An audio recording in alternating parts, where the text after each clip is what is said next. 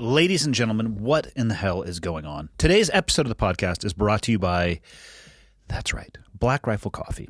BlackRifleCoffee.com is literally your one-stop shop. It's a portal to all things coffee related and some things that, quite frankly, I don't think are.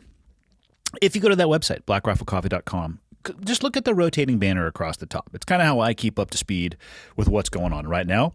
There's a new line of merch that's coming out. It looks pretty awesome, and some of the things I don't have the confidence in myself to wear, but perhaps you do. There's also a banner for the boot campaign, and not to go down a rabbit hole of the boot campaign, I highly recommend that you do some research. It's an amazing campaign, and you can donate directly through Black Rifle if you wanted to, or directly at the boot campaign. And then, of course, the last rotating banner, you can start a subscription of any kind that you want. Maybe you like decaf because you hate yourself. Or you can't drink caffeine for whatever reason, even though, spoiler alert, there's a little bit of caffeine in decaf. But you can get any roast at any time, at any frequency. Oh, shit, looking down here, they actually got some new mugs. I'm seeing a Tacticock mug, which that's going to be an add-to-cart item for sure. But if you love coffee or know somebody that does, send them over to blackriflecoffee.com, and they're going to find everything that they need. My guest today is one of my oldest friends, and he was actually the guest on episode number 23, very early on in the podcast journey. His name is John Welbourn. We met at a CrossFit seminar and became very close friends very fast. He was a 10-year NFL veteran. He's the founder of Power Athlete. He's living in the Austin area. He's found his way into jiu-jitsu. And goddamn if I don't love linking up with people that I haven't seen in quite some time. John is one of my favorite people. He is a breadth of knowledge on a variety of subjects that actually might surprise you. So let's just get right into it. Episode number 289 with John Welbourn. Enjoy. Okay, got the red smoke.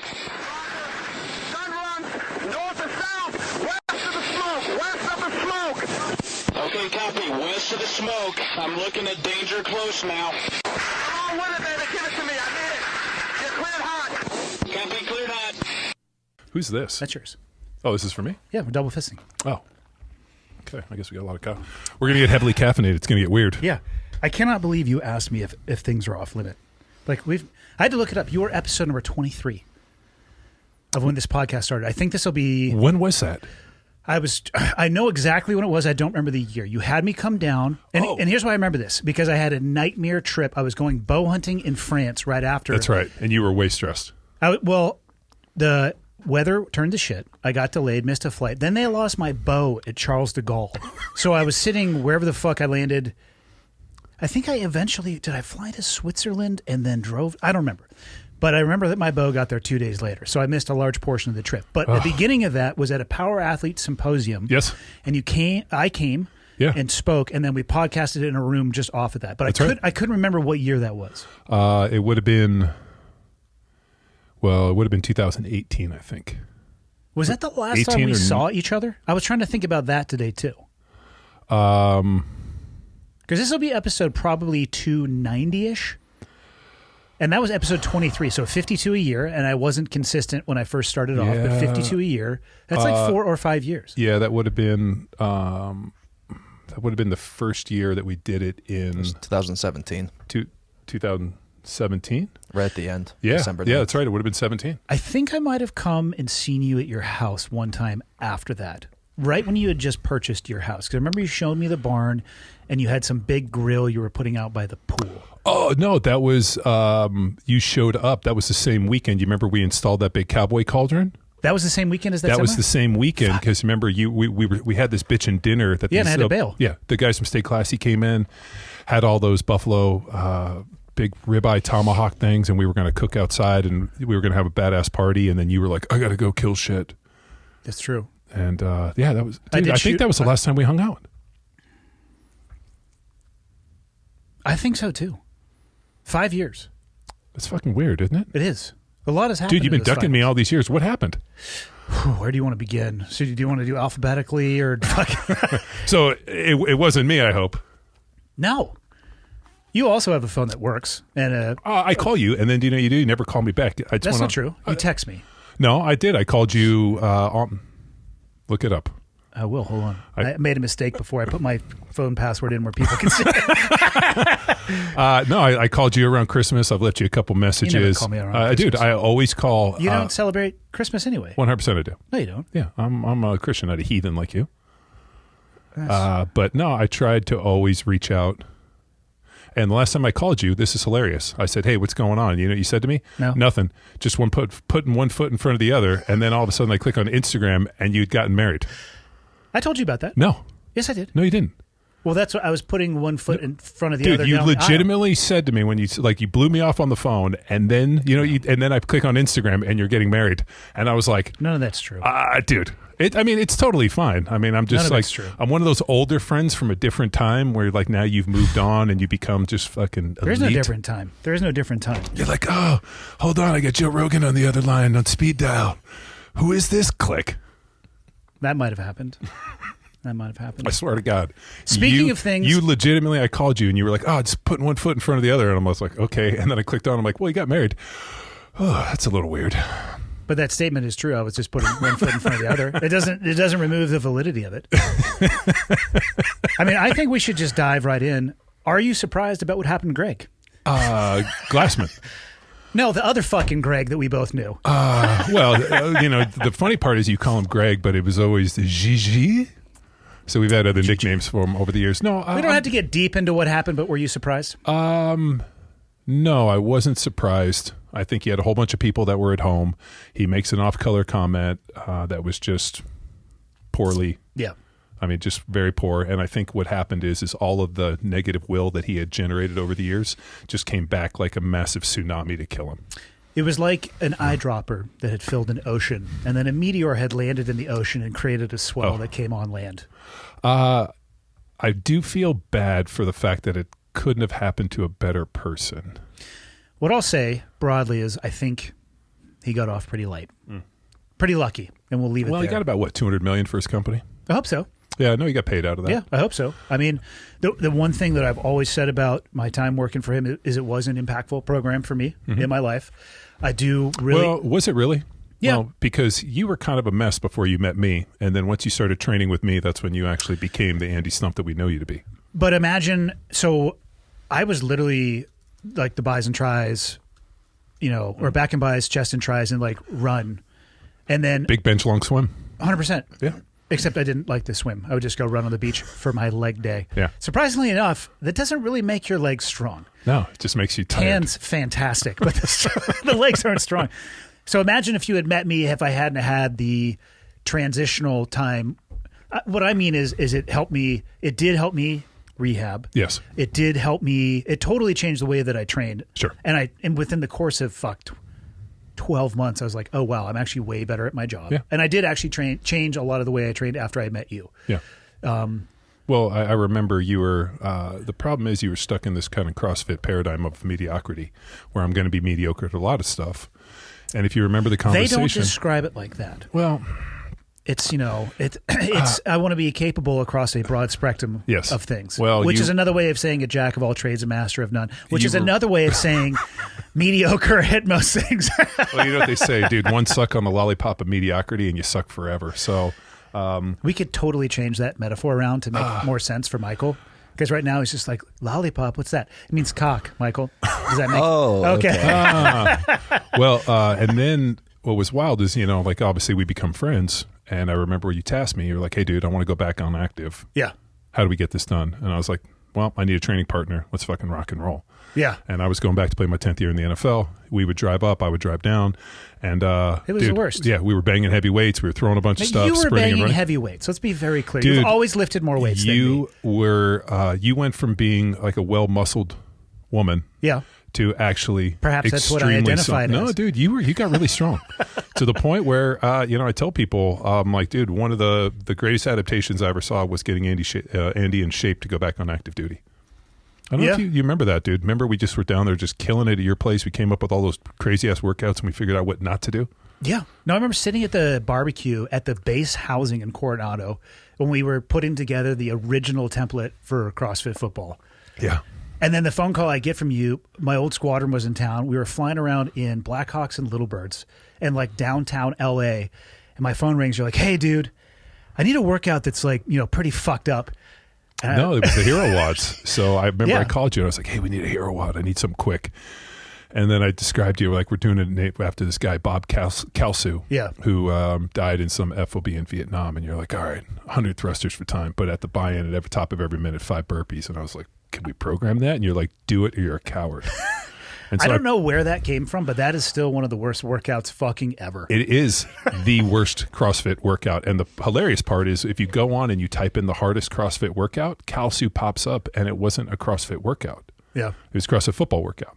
And they still be like, oh, created by power athletes John Welbourn and former Navy SEAL Andy Stumpf. Yeah. I mean, mostly created by me. I gave it over to you. Yeah, 100%. Yeah, you were like, no, that sounds fun. I don't even know how I came up with that. I think I said to you, this sounds terrible. We can't do this. And you said, program it or you're a cunt. That was verbatim. And all of a sudden, we put it out into the world, and it's been torching souls ever since. I'll get random text messages or DMs on people be like, I just did this Kalsu thing, and I can't walk for a month. And I'm like, you're a crazy dude. I remember testing it, and we did it. On like rep 3, I just went to rack thrusters and put the bar on my back, and it was the only way I could have finished. There's no way I could have sat with that weight on my chest. There's really no way to carve it out either. It's like, do you want to just blow it out of the gate and get through like 40 or 50 thrusters, and then you're like per round 2 or 3 dying? Or do you do 4 every round and try to get rest, of which there is none? No, it's a nightmare. It's 5s. You basically do 5 burpees, 5 thrusters, and you just got to hold that deal for 20 rounds. Do you regret doing any of the CrossFit football stuff? I mean, the journey we take through life gets us to where we are now, right? Like, people ask me, do I regret previously being married? No, because you got 3 wonderful kids. And that's what I'm saying. And you know my ex-wife. You probably know more intimately some of the experiences that I had because I was literally with you when some of them happened. I would go through all of it again because of, 1, the 3 amazing kids, but 2, it also made me who I am, and it gives me a better appreciation for who I am now. I think that's true. It would have sucked. I don't think I would want to go through that again. But, and that's kind of why I ask about the CrossFit football thing. Like, it was a weird ecosystem for you to play in. You were almost the bastard child the second you created it. Well, the reason I wasn't the bastard child. I was actually the golden child. You must not have been in the same rooms that I was in. Maybe that's what they said when you were in the room. Well, so Greg pitches me to do CrossFit football, and hey, Johnny, can you come help us develop our technology and how to train athletes? Which was piqued my interest. I went to Arizona, pitched the whole idea. Hey, this is what I want to do for programming everything. They said, looks amazing. How much training of other athletes had you done at that point? So make this stand alone, you should probably talk a little bit about your athletic background. Okay. Let me, for those of you guys that don't know, my name's John Welbourn. I grew up in Southern California, the youngest of 3 boys. Smallest of 3, too. Actually, my older brother Rob's the biggest, if you remember. Huge. Yeah, he's fucking big, dude. Yeah, Rob and Ed are awesome, man. So played a bunch of sports, basketball, baseball. We did martial arts. I started in Shotokan when I was 6. About age 10, I thought kicking was stupid. I saw, I think it was Hagler versus Hearns in 1986. I saw the fight on TV, and I never wanted to kick anybody ever again. So I got into boxing. There wasn't a boxing place, so I'd go to this John Barrett kickboxing academy that had a ring. And then when I got to high school, I started training with a guy named Nono Lobontier. And Nono was a French Foreign Legion boxer, martial artist, and his claim to fame was he was the guy that Horace Gracie and the Gracie family approached to teach Horace how to do stand-up fighting. Sweet. So that was my first introduction to Brazilian Jiu-Jitsu was, Todai and the Gracie Academy and then also working with Nono. So, and then obviously went to college, went to UC Berkeley, played football at UC Berkeley. In the off season, we'd box with the Cal boxing team and ended up graduating 4 years with a degree in rhetoric, which I know you're going to make several jokes on, so I'll get it out there early. I'm not going to make jokes on it. It's just amazing to me how you spell like shit. Which is funny, seeing as there's spell check in this world. Yeah. But, it's like an English philosophy degree with an argumentative approach. My track was to go to law school and ended up getting my master's History in of education. law in your family, safe to say. So my dad was a practicing attorney for over 55 years. My brother Ed's still a practicing attorney in Southern California. My brother Rob went to law school, but he does insurance. And I ended up doing my education master's in my 5th year and had applied for a scholarship. And there was a scholarship for 4-year letterman at Berkeley to go to Bolt Hall. It's not called Bolt anymore. It's just called Berkeley Law School. I guess the Bolt guy said something racist in the 50s, so they had to take that down. Yeah. And that was kind of my path. and I ended up getting drafted. I was the second pick in the 4th round to go play for the Philadelphia Eagles. I figured I'd go play football for a little bit, make a little bit of dough, come back and go to law school. And then that extended into 10 years. Played 5 years for the Philadelphia Eagles, 4 years for the Kansas City Chiefs, and then my 10th year for the New England Patriots. O-line the whole time, right? Yeah, I played, started at right tackle, went to left guard, and then when I got traded to the Chiefs, I played right tackle for the Chiefs. And then my final year at the Chiefs, I played right guard after Will Shields retired. And then I went to go 10th year for the Patriots. How's it go? It goes center, Guard, tackles. tackle. Okay. Yeah. And so how much were you training? And the reason I think it's important to lay out your athletic background, obviously you were around athletic trainers the whole fucking time. yes. But how much were you training? Or were you just kind of the beneficiary of being around amazing I was the trainers? beneficiary of some of the smartest people on the planet. Okay. And I'm analytical enough and intelligent enough to ask questions to say, hey, what are we doing? How is this working? And understand the physiology. So I'm not necessarily the type of person just to say, like, I'll just get in the car, turn the key. I want to know how everything works. But had you spent much time training others when you were looking at starting CrossFit football? You. Okay, fair enough. Yeah. So you were really my first athlete. Okay. So I was training myself, and you were my training partner, and that was really what we were doing. So that CrossFit football hadn't even happened. Yeah. So you and I, you were like, hey, I want to go back on active, and I was like, great, let's train like NFL. I'll train like an NFL player. You're going to train with me. Yeah. And so I was driving down. You were coming up. It's funny. I talked to Brian Chontosh the other day. And he's like, you remember we used to come up and train up at CrossFit Newport? And I'm like, yeah, I remember. We would die. But like just some of those early days, I mean, that was such an incredible training environment. So when I went to go play for the Patriots and I got hurt in that last preseason game, came home, had surgery, was getting rehab. And when Glassman hit me up about coming and doing something with them, and I went out there and kind of pitched some idea of like, hey, and there was really this idea of taking CrossFit principles and applying them to field sport athletes. So Glassman kind of looked and he assessed like, hey, CrossFit sits here in this general fitness model and you got this endurance model, but like there's this huge market of like power sports that we can kind of access. And when he said CrossFit football, I'm like, it's a terrible name. Right. And he's like, no, they'll get it because you played football. I'm like, it's a terrible name. But we rolled with it. And unfortunately, I had never trained anybody other than maybe you. But I had to sit down and put a program together. And I told them, I was like, hey, I'll be ready to launch in 30 days. And they said, sure, high-fived me. It'll never get done. 30 days on the nose. I called them and said, I'm ready to launch. They didn't even know what to do. So they put it on the main page. And when you went, there was like CrossFit Kids, CrossFit Football. And they launched 17,000 hits the first day, hundreds of emails. That's awesome. It exploded. And then they said, hey, you got to teach a seminar. And I was like, I never taught a seminar. I've never been to an athletic seminar. So Bullshit, we met at one. Yeah, that's true. We did meet at them. Okay, so I had been to one. Unscared was up there teaching. Oh. He's like the Voldemort, like the name that shall be not named. Let's just say, and I say this with no judgment, that you should check to see if a word is actually a word before you get it tattooed on your knuckles. Well, do you remember when he came in and he showed us and I said, that's not a word? Tell me you're scared of everything without telling me you're scared of everything. And he said, no, it's a word. And then we went in and looked it up and it wasn't a word. And Kelly Starrett had this odd penchant of making up words. Yeah. It was a word that Kelly jokingly made up. Which doesn't make it a real world. No. Or word. Love you, Kelly, but it doesn't make you a real world. Yeah. Word. Yeah. And remember the text threads that we used to have that he quit? And then we would re-add him? To this day, I've always said that if you have thin skin, some people would have just offed themselves. Like the verbal assaults. We went hard in the paint. Yeah. And like I got two older brothers. I played in the NFL. Yeah. Like you're not going to say anything that's going to hurt my feelings. I came from a community of people that are savages in every sense of the word. If they didn't talk to me like that, I'd be like, dude, what did I do wrong? Yeah, I'd be like, we're not friends? Yeah, like, I'm sorry if I've offended you in some way. Why are you not talking to me like I'm a fucking prisoner? Well, the irony of this is about that time, obviously you were teaching second phase, right? Yes. Yeah, and then Dave Castro and Robin Miller and those guys were all teaching up at La Posta. Was that third phase? No. So Dave taught, and if I mess any of this up, it's unintentional. I believe he taught at SQT. So it was the training after Buds, because third phase of Buds is mostly out in San Clemente Island. Okay. And I'm pretty sure that they were teaching. It was SQT. So I'm obviously meet Dave. He's like, hey, do you want to go shooting? So I drove out to La Posta and I met him and Robin Miller and Alex Soniaberg. Yeah. I was thinking about him yesterday. I was waiting in line and this guy had the 30 seconds out, like no one's coming to save you patch. Yeah.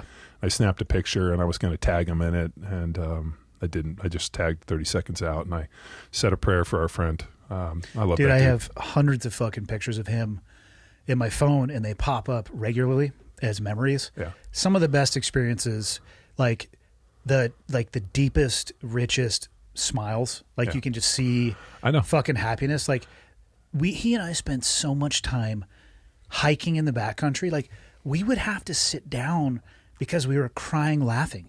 Like we couldn't walk on the trail anymore because we were fucking hysterically laughing Yeah. at probably making fun of each other or somebody. Like when he passed, fuck, man. I know.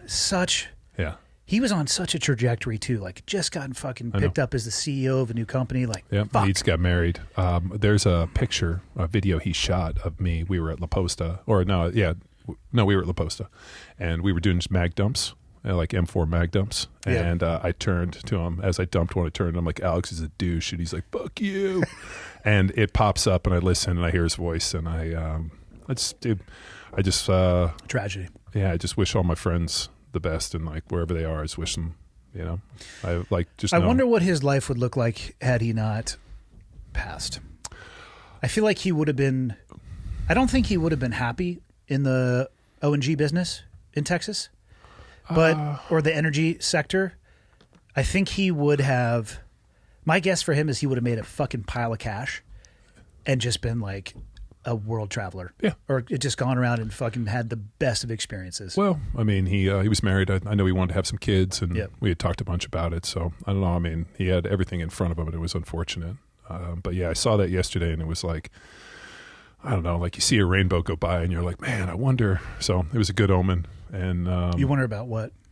well, just It's not him. It's just the light refracting off the moisture. And well, with the rainbows. yeah. But like Do you believe in a leprechaun in the pot of gold? at the no, end of it? but I really believe that there's like an infinite beauty in this world, and like some days it's always there, and sometimes it becomes more bright to you. And I don't know if that's like somebody giving you a sign or just our own level of consciousness and improving. I'm glad But- you didn't say you think Alex was in the rainbow. No, I thought not that's at where all. you're going. Super Scientology. No, of you. I just look at it and I see things like what was amazing Yeah. was flying in here and seeing everything and realizing that like this is a beautiful place. Yeah. And you have to be able to look out the window and see nice stuff. But man, I like that popped up on me the other day with that mag dump. So we're talking about La Posta. But Yeah. long story short, like I ended up going to SQT, and I remember that first day it was Dave, Robin Miller, who I still talk to. I just talked to him actually the other day, and then Alex showed up with, I want to say, a dude named Tej. Yeah, Tej Gill. Yeah. Dude showed up in a Rolex and was absolutely, and they were like, stay away from that dude. He's a crazy person. So we shot and we had a blast. And then I think that's how that whole thing started with those guys. But what's hilarious is all of the students that were there are now all high level operators. Yeah. Or So- instructors themselves. Yeah. So most of those guys, or a good portion of those dudes, are at development group. Yeah. So the contracts that we have at DevGru, and we go in and we write, programs and do a bunch of training for those guys. They follow Power Athlete. A lot of those guys still make jokes when we go out, be like, dude, you remember when you used to come and talk to us in this when they were young SEALs? Yeah. So it was interesting that It's a crazy trajectory. Yeah. So, I mean, and it's still to this day, they've always followed our stuff from those days and just the longevity and the consistency. But I think it's great that the fact that I got to meet all these guys, these young guys, and now they've grown into these, insane tip of the spear door kickers. And what's crazy, and this points to how old you and I are and close to death, is that they're probably getting ready to time out for the fucking next generation to come in. Yeah. Yeah, we're mere feet from death. Yeah. Michael's like 19 years old. He's got nothing but life in front of him. Not with that beard. I thought he was Yeah. from the Shire of the Hobbit. Nothing. He's just going to fucking plow his way through dudes for fucking decades. Like, Open road. baby. But yeah, dude, I've been super fortunate, like from those early days, and just the fact that we've always done a good job having those interactions. But man, when did the CrossFit football thing fall apart, though? Not that the program ended. Obviously, there was, we'll call it a rebranding. Well, so what happened was, and I mean, I'll tell the backstory that nobody knows. So we were literally the golden child. We were on the main page right under CrossFit Kids.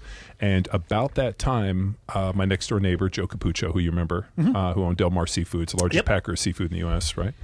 He comes to me and he wants to start this food company, Paleo Brands. Which ended up becoming Well Food Co. And, I couldn't do anything without my homeboy, Rob Wolf. So I tapped Robbie in and I was like, hey, let's we'll do jerky and this. And I call Rob the gluten assassin. Yeah, I still to this day, one of my best friends in the world is Rob, and I tapped him in on this. And as soon as Greg caught wind that Robbie and I were going to do this food company, we get on a phone call, and Greg is screaming, "I don't want you guys to do this. You're going to make $1 million." And he was Rob on the outs at that point in time? He ballooned in and out a little bit. Yeah. Well, Rob was kind of on the outs. This was after the black box. Yes. So Greg calls me and he's screaming, and he was screaming so loud I just kept hanging up on him. And then the problem is they had like 27 lawyers in Greg, so he had to like call back and get everybody back on. Then he started screaming. I just hang up on him again. And it's called high-level chess. Yeah. So he screams at me and says, and I quote, "If you fuck Rob over in this, I'll make sure that like basically CrossFit football is golden. Like, or if you don't, I will like basically submarine this thing." Scorched earth, yeah. And my thing is, I would rather be loyal to my friends, and I don't stab people in the back, and you got to do what you got to do. But if you want to cancel, let's do it right now. And that was pretty much put me on the outs because I wasn't going to stab Rob in the back for Greg. And so rebrand, Power Athlete. So then CrossFit Football goes and travels the world. Yeah. And we ended up teaching 36 seminars that year, and literally from the next 9 years trained tens of thousands of athletes from the Arctic Circle to New Zealand with absolutely zero support, paying them 30%. They only put out 2 videos in that 9 years. And one of them That's not bad. was of Ben Oliver, and the other one was of Chris McQuilkin teaching a terrible floor press. So they came and they filmed, when I tell you, hundreds of hours of my seminars, and they cut it into 2 awful videos that didn't, and I wasn't even in any of them. And dude, they didn't pub us. People would go to CrossFit Level 1s, obviously not you, because I know you, when they'd ask you like, "Hey, what else should I do?" You're like, "CrossFit Football." Yeah. They would purposely not mention me. And they were just so prickly and I mean, it was just awful. And I finally got to the point where I realized I was building brand loyalty into a brand I did not own. And I sat with Dale one time, the lawyer, and he was talking about protecting the brand. And I was like, yeah, like protecting the brand. And after like a few minutes, I realized he was protecting it from me. And I got into it, and I was like, well, hey, dude, I'm not the one that handed somebody their trademark for a program that does nothing to support your initiative. Like, I understand this is actually eroding who you guys are. I mean, it's called CrossFit Football, but there's no CrossFit in it. Yeah. It's basically, increase, it's not an increased work capacity, broad time or domains. I mean, there's no CrossFit in it. It's, move heavy, move heavy weights fast, short explosive. It's basically. There's a lot of overlay in the movements. But as far as the programming, it was very specific. Yeah. And our mission statement was very different. Our focus was fostering, developing athleticism, the ability to seamlessly and effortlessly combine primal movement patterns through space to accomplish a known or novel task. So whereas Greg defined fitness, I defined athleticism. So, I was teaching something juxtaposed to what they were teaching. Yeah. They're teaching this, general, broad, and I'm teaching narrow and inclusive kind of a deal. So I think there's space for both. You just kind of got to figure out are you a square peg or are you a round peg, and make sure you try to put it in the right hole. But I know what I mean, Michael? I don't think, for all Greg, I can't diminish his accomplishments or his contribution. Agree. Yeah. CrossFit has done more to put barbells in people's hands than anybody else in the universe, even Arthur Jones. Arnold Schwarzenegger. Greg's contribution is unbelievable. I knew that when I traveled. My litmus test for that was when I would go to 24-hour gyms and you started seeing bumper plates. Because it used to be wall ball targets. But really, before it, though, it was bang and clang with the fucking octagonal metal ones, which can be done, everyone, but watch out. And then now, like, have fun going and trying to find a gym now that probably doesn't have a power rack, that doesn't have a turf section, that doesn't have a full suite of bumper plates, kettlebells. I would never take that from him as well. Yeah. Like, it probably saved, well, I don't know enough, but I would say it definitely helped save weightlifting in the U.S., like Olympic lifting. Got so many more people interested in the Olympic lifts. I kind of hate that people shit on Greg for that, because the problem is like his insanity and just, but here's the deal. Sane people don't change the world. You have to be, a crazy person to try to change the world. And he legitimately changed the world. I still, to this day, I still use little tidbits that he would call and talk to me about. One of them is people fail at the margins of their experience. True. And I use that constantly. Yeah. Like there's pieces that he influenced me, and forever my relationship with him was extremely prickly. Because every time I was around him, there was like this visceral hate that he had that I don't think came from him. I think it came from all the sycophants around him who viewed me more as a threat than anything. Because he even said to me at one point, I went to his house. This is after he and Lauren had split up, and she was living down the street, and I went there and we were hanging out, and he's like, I feel like you're one of the only people that understand it and this, and he's like, there's just so much pressure from the other people, and we had a couple drinks, and I was like, why? Why would why would you let in? And he was in this constant, when there was FaceTime, he was fine. The minute that there wasn't, I think he had just the demons and all the people behind him that were just like, these people are trying to steal from you. Nobody loves you. And it was just a lot of stuff. And it was kind of shitty because I actually really was inspired by what he did. And I thought like, man, this dude's kind of changed the world. Like, think about his contribution. And, when somebody does something that magnitude, I think... the problem is he was a morally bankrupt individual, as you know. And I tell you what, I use a quote that I heard from you talking about things people say that you use often. We were having a conversation about money. You were talking to me about watching people over your 10-year career come from just fucking abject poverty to wealth overnight. Yeah. It was framed through the lens of, yo, check this shit out. You'd never fucking believe this. Yeah. But you describe money as an amplifier. Yeah. If you are a good person, money gives you the opportunity to do such great things in breadth and depth of scale. But if you're a piece of shit, all it does is amplify who you already are. Yeah. And it's one of the things that I have seen hold completely true across the broad spectrum of individuals that I have met. Yeah. And people think money is going to change their life. It's like, listen, money is going to give you the ability to be more of whoever you happen to be. Yeah. And it's a bottomless pit. I remember I played with a guy named Trey Thomas, who's a great left tackle.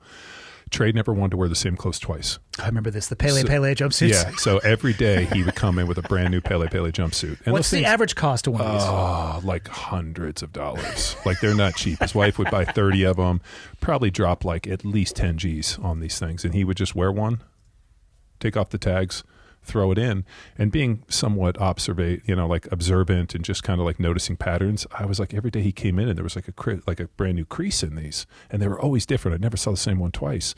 So I started just like mentally, and then finally one day I was like, do you wear brand new clothes every single day? He's like, yeah, I never wanted to wear the same clothes twice. What a fucking galactic waste of money. Yeah, my head popped off, and I realized possessions and money and all this, for some people, it's just a bottomless pit that you throw stuff into. If you're not happy with who you are, no amount of money will fill this. And, like philanthropy, doing good things, like we have Wade's Army, we've raised millions of dollars for neuroblastoma and pediatric cancer, and like that type of stuff where you're trying to move the needle for people that can't move it themselves. That feels so much better than going and driving your dream car off the fucking car lot. Yeah, I don't know, dude. How many did they have better financial literacy education for professional athletes now? Like, well, the money's better. So you really got to fuck off hard to spend the money that these guys make now. Did they raise the league min? Oh, well, just the salaries are so much bigger. But when you came into the league, did you and I both won the fucking genetic lottery with our parents. You came from a family that was well established, probably had a very good understanding of money, both in the short term and in the long term, planning goals, all that. What kind of not really. So my dad was a child of the Depression. Yeah. So we always kind of grew up as like every dollar was our last one. So even though my dad was a high end defense attorney and drove a Porsche and wore a Rolex and nice suits, like we treated every dollar like it was our last. So like we didn't. I mean, we grew up in a nice place, and I can't say that I grew up with a ton of like financial literacy, but you had probably a deeper understanding of money though than some people that you played with. And my question is, because you told me the story of when the first time they slid a check across the desk to you. Yeah, you're like, time to buy a Porsche, bitch. Yeah. Well, I became a millionaire just in one day, and the fuck is that like? It was neat. Neat. Great term for a rhetoric major. You got nothing? Rad. You got nothing for me? It was really neat to become a millionaire overnight. It was cool. But here's the thing. I didn't play for the money. Yeah. I just wanted, and this is going to sound totally barbaric, I just wanted to fold my steel as many times as I could in the training. I wanted to sharpen my blade as much as I could, and I wanted to go take scalps every Sunday. I wanted to go out, stand on the biggest stage against the best player on his greatest day, and I wanted to take scalps for 3 hours in white spandex in front of millions of people. I was addicted to knowing exactly how good or bad I was every Sunday in front of millions, and there was nowhere to hide. And I got a chance to go against, every week was a Hall of Famer, and I wanted to stamp my name on those individuals to where even if I saw them 20 years later, they'd look right at me and they knew. And when I went in to train, like I know you know the story, but my second year I went up to New York to play against a guy named Keith Hamilton, who you probably never heard of, but to this day is an absolute monster. He's like the type of dude that hides underneath your bed and scares little kids, right? His nickname was the Hammer, right? We like to be the Hammer stuff for Power Athlete. Like that's where it comes from. And, that, and also there was a guy named Tom Modrak, who was our GM, who I remember I was a rookie, showed up, and I started as a rookie. So he comes over to me and he's like, hey, just remember on every play, you're the hammer or the nail. As long as you're the hammer more than the nail, you'll survive this game. Be the hammer. So that's where that whole thing. But this dude's nickname was the Hammer. And so he was so big and strong. What he'd do is when he'd come off the line, he would come off with his hands at his side. And you would literally punch him with like the fury of 1,000 suns, like everything Zeus gave me, like Thor, like the thunderbolts. And he was like, like you'd hear like, Led Zeppelin, you're like, bah, hit this dude. And he would give you his chest. And then he would take his hands and he would grab your wrists and he would forklift you and basically take your hands and put them over your head and the necks and throw you into the quarterback. So imagine a dude giving you... I feel like that's not probably what your role was on that play. No. And it was absolutely frightening to have this grown man grab you like a little kid by the hands, X your arms, and throw you into a quarterback. And so I went to go play against this dude, and I'm literally like hitting him with everything I have. He's grabbing me. We're fighting. Like it was the type of thing where the first play was as violent as the 70th play. And like I went home, I got done with the game. And I was so upset, like not the way I played, but the fact that that somebody had played me to a level of intensity like that. And it was years later, actually, Michael Strahan was like, Hammer, you were the only dude he ever respected. He's like, we'd go into our meetings and they would circle you and be like, dude, this guy. And so I thought I was a failure. And I've lived in this mindset forever of like, this utter fear of failure. Like, people talk about greatness. What kicks me in the ass every morning to wake up is a fear of failure, that like somewhere out there's somebody that's going to beat me. And after the game, I was so upset. I tore his picture out of the program and I taped it in my wallet. And so every time, this is psychotic, right? Every time I opened my wallet for the entire off season, I had to look at him, and I trained so that the next time I would be ready. And then when the next time I saw him, I brought the fight to that dude for literally 3 hours, to the point where he was like, mind you, he had his kids' faces all tattooed on his arms. Okay. And I thought it was just like, and it come to find out he was divorced and he had to pay child support. So he looked at it, which made him angry. Like looking at these kids' faces, like I got to pay for these motherfuckers. And I played him, and like we battled, and like I remember after he was like, because he was the type, he was just an intimidating cat, and like that was the mindset at which I played the game, and I never cared if I went to the Hall of Fame. I never cared about the money. I just wanted to like stand on the field, feel the sun on my face and the electricity in my fingers, and go out there and basically use these hands and all of my skills to break motherfuckers in half. I like it. And that's all I wanted to do. What do you think that guy's up to these days? I don't know. I bet he's a smaller Hammer. He's fucking mean, dude. So one of my favorite stories, you know who Bruce Smith is? No. Bruce Smith was right defensive end. He's one of the best to ever do it. Played for 18 years, just like an incredible human being. That sees like an inordinately long NFL career. He played in Buffalo, went down to the Washington Redskins, was absolute, just like a nightmare type of person. And so Bruce played the game as well as anybody's ever played. I mean, in terms of defense, first round Hall of Famer, I mean, he's the best. And we were down there playing at the end of the season, and we ran this little like screenplay, and I peeled around, and Donovan rolled out, and I peeled back, and I hit Bruce with everything I had. He didn't see me coming. And so, of course, Donovan throws the ball incomplete. And, fourth down, they bring out like the punt team. And so I see Bruce laying there. I get up and I kind of like start bouncing off, and he's still laying there face down.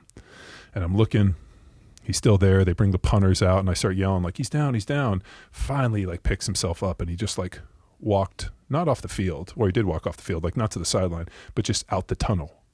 And so after the game... He's like, I've had enough. After the game... after the game, I'm looking for him because, I mean, you know, I'm like a 20-something kid, and like Bruce Smith, like I remember, you know, playing against him and, you know, Big Ted Washington. Like I remember seeing those monsters play, and I got to play against him. So it was like a big deal to play against Bruce. It was like an honor, right, for me. Was it common to see the opposing team after a game? Yeah, like I always went over to the guys that I played against, and I always tried to, you know, if they played just cruise over to the locker room, you mean? No, just like after the game when you see it end, like everybody meets in the middle of the field. Gotcha. And I always come talk. Like I just, only one time things went bad. We were playing in Green Bay in the playoffs, and I ended up trying to fight the entire defensive line. Fuck yeah. After the game. And the problem was all of our dudes were all in the that's not room. Good. So you were out there at solo mission. Yeah, solo mission. And our center was like, we're going to get our asses beat. Let's get the fuck out of here, John. Yeah. So like I'm looking for Bruce. I don't see him. And I'm like, what the fuck? I'm like asking, you see Bruce? And like, no. And then after like with the buses, I went and like his car was like, you know, he had a badass Mercedes, and I was looking, didn't see him. So I'm like, oh, what happened? So 2 years later, we're at the Super Bowl, and we're at this like, you know, big Super Bowl party, and I'm like at this big circle bar, and I'm standing there trying to order drinks and be cool. And I like look, and this dude's staring at me, and it's Bruce Smith. And I'm like, and he's like, and like he starts walking, and I'm like, oh shit, I'm gonna have to fight Bruce Smith here. Like it's about to go down. He comes over to me and he's like, hey, last play of my NFL career, he knocked me unconscious. And he's like, I was laying there, I came to, and I heard a voice said, go, it's over. And he pulled up, walked off the field, got in his car, drove home, and never went back. And he's telling me about like telling this story, and I'm like, that's the greatest story. You think you can invite me to the Hall of Fame and tell that story? And he's like, just looked at me, and he was like, let's get some drinks. So like I have moments like that, which you know, the Hall of Fame stuff. I mean, it's men's horse trailer. I played, you know, beat up on Warren Sapp with a broken leg. I mean, like that type of stuff. So I did the job the way that I was supposed to, the way that I felt honored to do it, and I, you know, brought honor to my name and to my tribe, and you know, that type of stuff. So you made it out alive, man. You made it out without smashing your noodle too much, which is fucking hard to believe given your profession, because knowing you used your face as a weapon. My head was, I called my head, as you know, because I punched you before, but my head was my third fist. 100%. So, but I actually have a really fascinating story on that piece if you want to hear it. Yeah, fire away. So I know we didn't really have an agenda on this podcast. No, there is none whatsoever. So when I retired from the NFL, you know, that was a really interesting time because Junior Seau, who also committed suicide, right? Yeah. So Junior, is he the one who drove off the cliff? Yeah. Well, he tried, and then they were like, "Oh, he got into an accident," and then he basically shot himself. Yeah, that was a fucked up one. That was in San Diego. So Junior gave me my welcome to the NFL moment. I was playing left guard for the Eagles, and we were playing the Chargers, and so Junior basically had zero responsibilities. He was what we called the cat, which meant like this cat's going to be anywhere.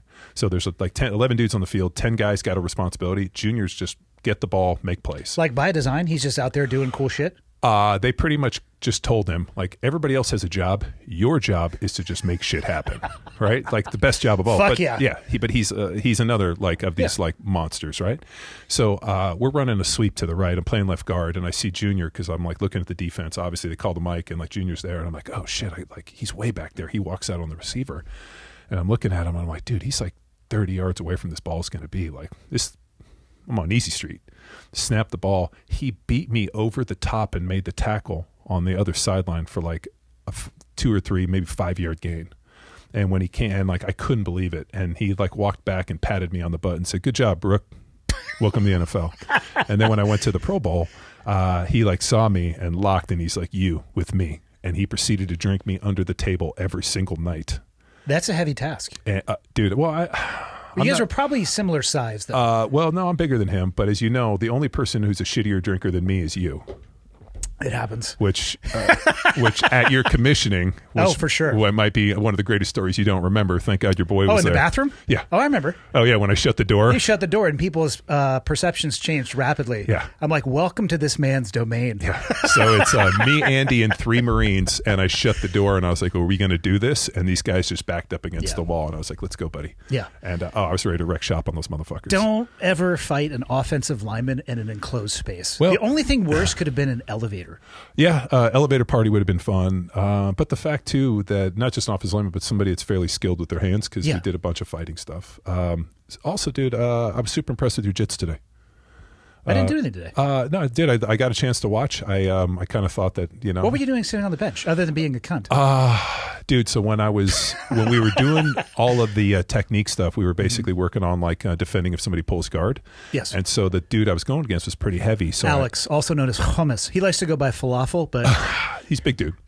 So when I went to you're bigger than him. Yeah. For so clarity. when I went to pull guard on him, I like basically got him this way and I started pulling him. And when I spun him around to pull guard to try to get into position, I hit my head on against the wall and like instantly gave myself a massive stinger and I couldn't feel my right hand. So as I started rolling with those guys, I was like, you know, like I'm not going to bitch out and not roll. Yeah. But I was like, so I got like 3 or 4. I got to roll with Robbie. I got to roll with that wrestler and some other stuff. But like, I'd really see you as a guard player. You know, you probably pull guard. You don't have any experience like taking people down. I do not pull guard. Oh, no shit. Yeah. Your fucking wheelhouse is actually the range of the slap and bump. That's the most dangerous place to be with you. So I actually want people to pull guard, and I really like when people get me in full guard because then what I do is I basically drop back, I break guard, and then what I'll do is I'll fake and I give them the triangle. Yeah. I staple the leg, Stack and pass then I him. get him in stack pass. Yeah. And then once I come over the top, I grab the pants, and then I fold you like a taco shell. And then I just put my weight on you, and I can usually get dudes to tap because they're one, they don't have the hip flexibility or the flexibility in the thoracic deal. And just the look of utter fear when you put that weight on people, and then you just fucking get up on your toes and you just go with pressure. That's what I do to Michael. Oh, the stack pass to me, like the day that I learned the stack pass is like Shanji like gave me a wink and he's like, now you got something. If you time it well, you're good. If somebody knows how to throw a triangle well, you might get a little caught. Well, the thing with the triangle is I'm kind of thick in the neck. Yeah. So I would never try to triangle as long as my arm isn't forward, like as long as hands are square, when you throw the triangle, there's no way you're going to triangle me with my arm square. You're going to have to like pull me this way. Sometimes I will. There's some wrestlers we have that will bait that. I'll throw the triangle so they attempt to stack pass, and I let them go past, and I basically shove them off and take their back. The other one with the stack pass too, when they go to grab here, you have to like trap the elbow. The problem is if the dude's really strong like me, I'll give you the trap. Yeah, it's kind of like that dude went for an arm bar, and I gave him the arm bar, but I spun over and just smashed him. Yeah. So it was like but yeah, I was watching, dude. I was I like the fact that you were like constantly in side control was pretty good, and then also like it was good. I was impressed. It's been fun. Yeah, it's a good deal. I've been at it for almost 5 years now. It's not magic though. It's consistency. There are things about jiu-jitsu that I really love, and there are things about jiu-jitsu that I don't like at all. We were talking about them a little bit. Like, there are things that we can do on like we're playing a game. Yeah, for a little bit. You know what I mean? Well, it's people forget that. I it's think not a little bit. Well, like think about like what are you going to be in a bar and pull guard and like end up on your back on the floor? It'd be dope if you did. That'd be terrible. That'd be sweet. Well, you would never get soccer kicked by somebody's friend. Or like a dude like like people forget that like you can get punched in the face pretty easy. Yeah. So I mean But how often have you seen somebody try to start a fight with a headlock? Like the fucking solution for a headlock is so easy, but if you've never trained it, so you mean like you're like, I never used jiu-jitsu in a fight. It's like, yeah, you'd use portions of it. Oh yeah, you know what I mean. And it's a conditioned response. Yes, yeah. But what worries me is some people think that it's magic. Yeah, like that person's belt color is different than mine, so I have to win. And I'm like, there's a reason why there's age and weight categories. It's almost as if that shit matters. You know, so what was fun today is I got to roll with you guys, but it's really the first time I've rolled at a different school. How was it for you? It was fun. I like the instruction was very different. I trained with Brazilians. With how do they do it? What's the difference? I've done actually very little training outside of the SBG network. So there were things like he was talking about, like when the guard player coming up, like not grabbing the pants. Yep. Like we grab pants and like basically move around, like we call it like bullfighting. So it's a bullfighting or a Toriando pass. Yeah. So like the bullfighting piece. He was also kind of showing some stuff where like one of the things that I go for and I actually give people this is I try to get everybody into a dogfight. So if we get to our knees, I like wait for people to get to their knees, and I slow play them a little bit because I just do the smash.